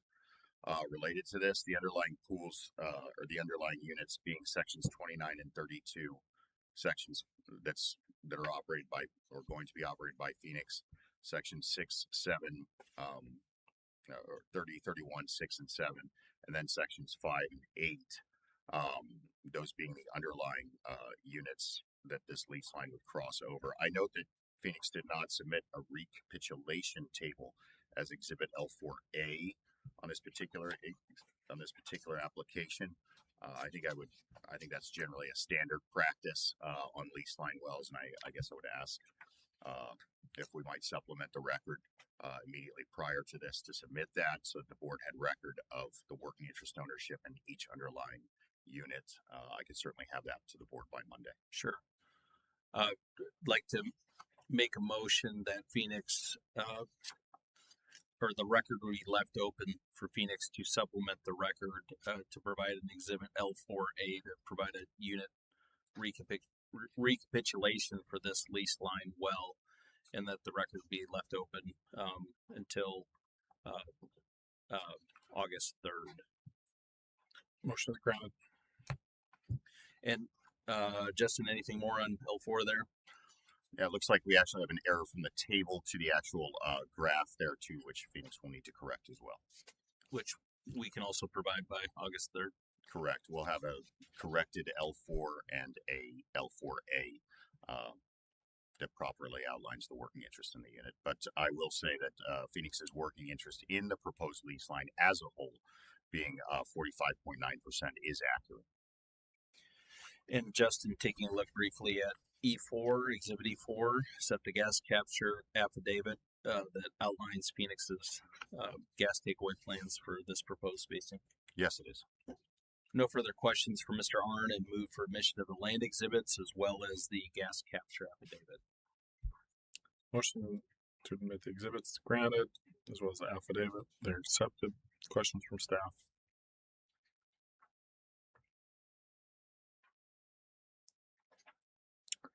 Hearing no questions at this time, we call your next witness. Jeff, are you personally familiar with the geology matters that are subject to this application 33047? Yes. And did you prepare cause to be prepared the geology exhibits for this application? Yes. Would you please describe Exhibit G1 for us, please? Exhibit G1 is a structure map of the Upper Bakken Shale and subsurface TBD. Contour interval is 20 feet. Structural dip is to the south, and the red outline is our proposed spacing unit, and the gold line is a 3-well cross-section that includes our type well that will be referenced in the next exhibit. And turning to Exhibit G2. The upper portion of Exhibit Z2 is our 3-well cross section that includes the type well in the center there, the Roston 29-1. Log curves are from your standard open hole triple Congo log suite, showing from left to right gamma resistivity and density. Black horizontal lines represent formation tops we use for generalized stratigraphy in the area and show that the Bakken system is present continuous across the region. Our targets the middle Bakken and our optimal landing zones, the middle to middle lower portion of the middle Bakken, and shown by that green bracket there on the left. The table at the bottom of the exhibit shows our petrophysical data calculated from the type well Roston 29-1, and these data are the basis for the volumetrics and economics that will be shown in the next engineering exhibits. And Jeff, I think you mentioned, but the Bakken formation is present continuous throughout the proposed spacing. Yes, it is. No further questions for Mr. Schrader, and move for admission of the geology exhibits. Motion's granted. Questions from staff? Hearing no questions at this time, you may call your next witness.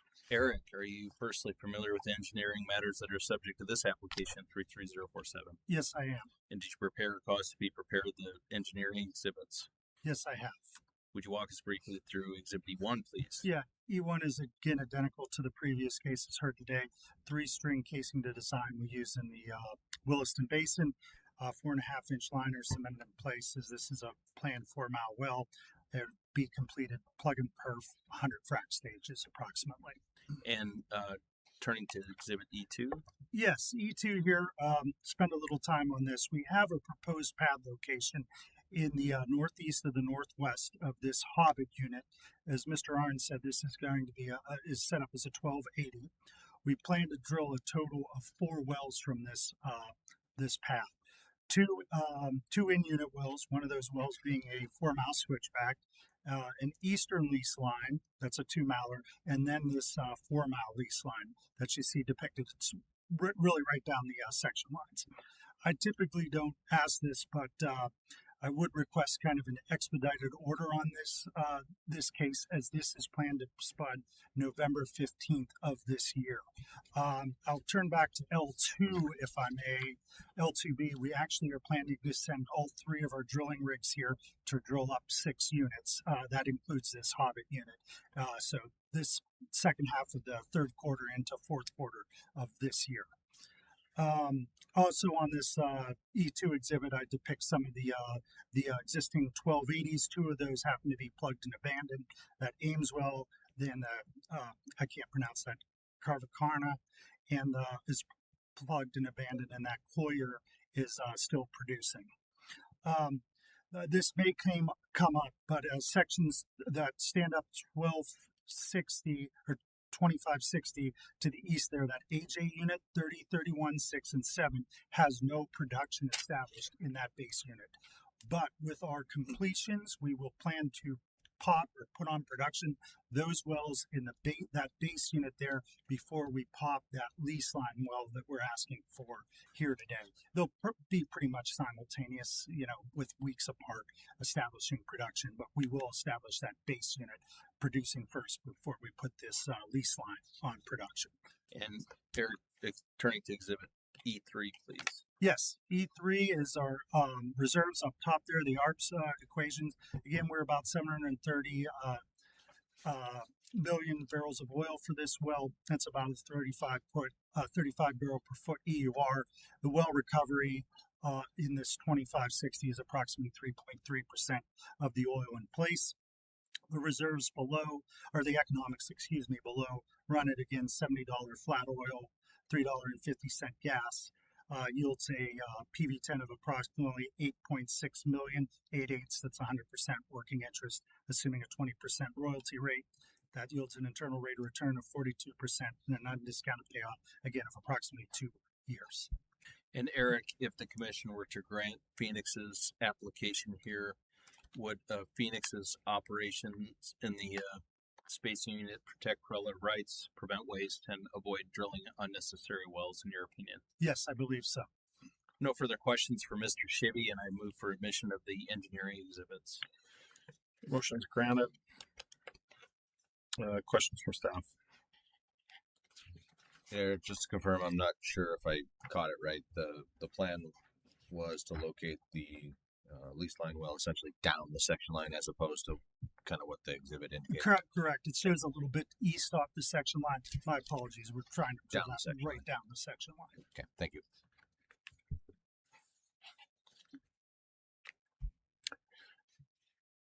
Any additional questions?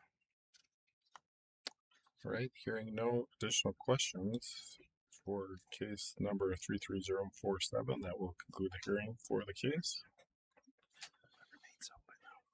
And the next on the docket is case number 32947. I've been informed that that is continued to the August docket. And I believe that is the last case on the docket today. That will go off the record at 12:20.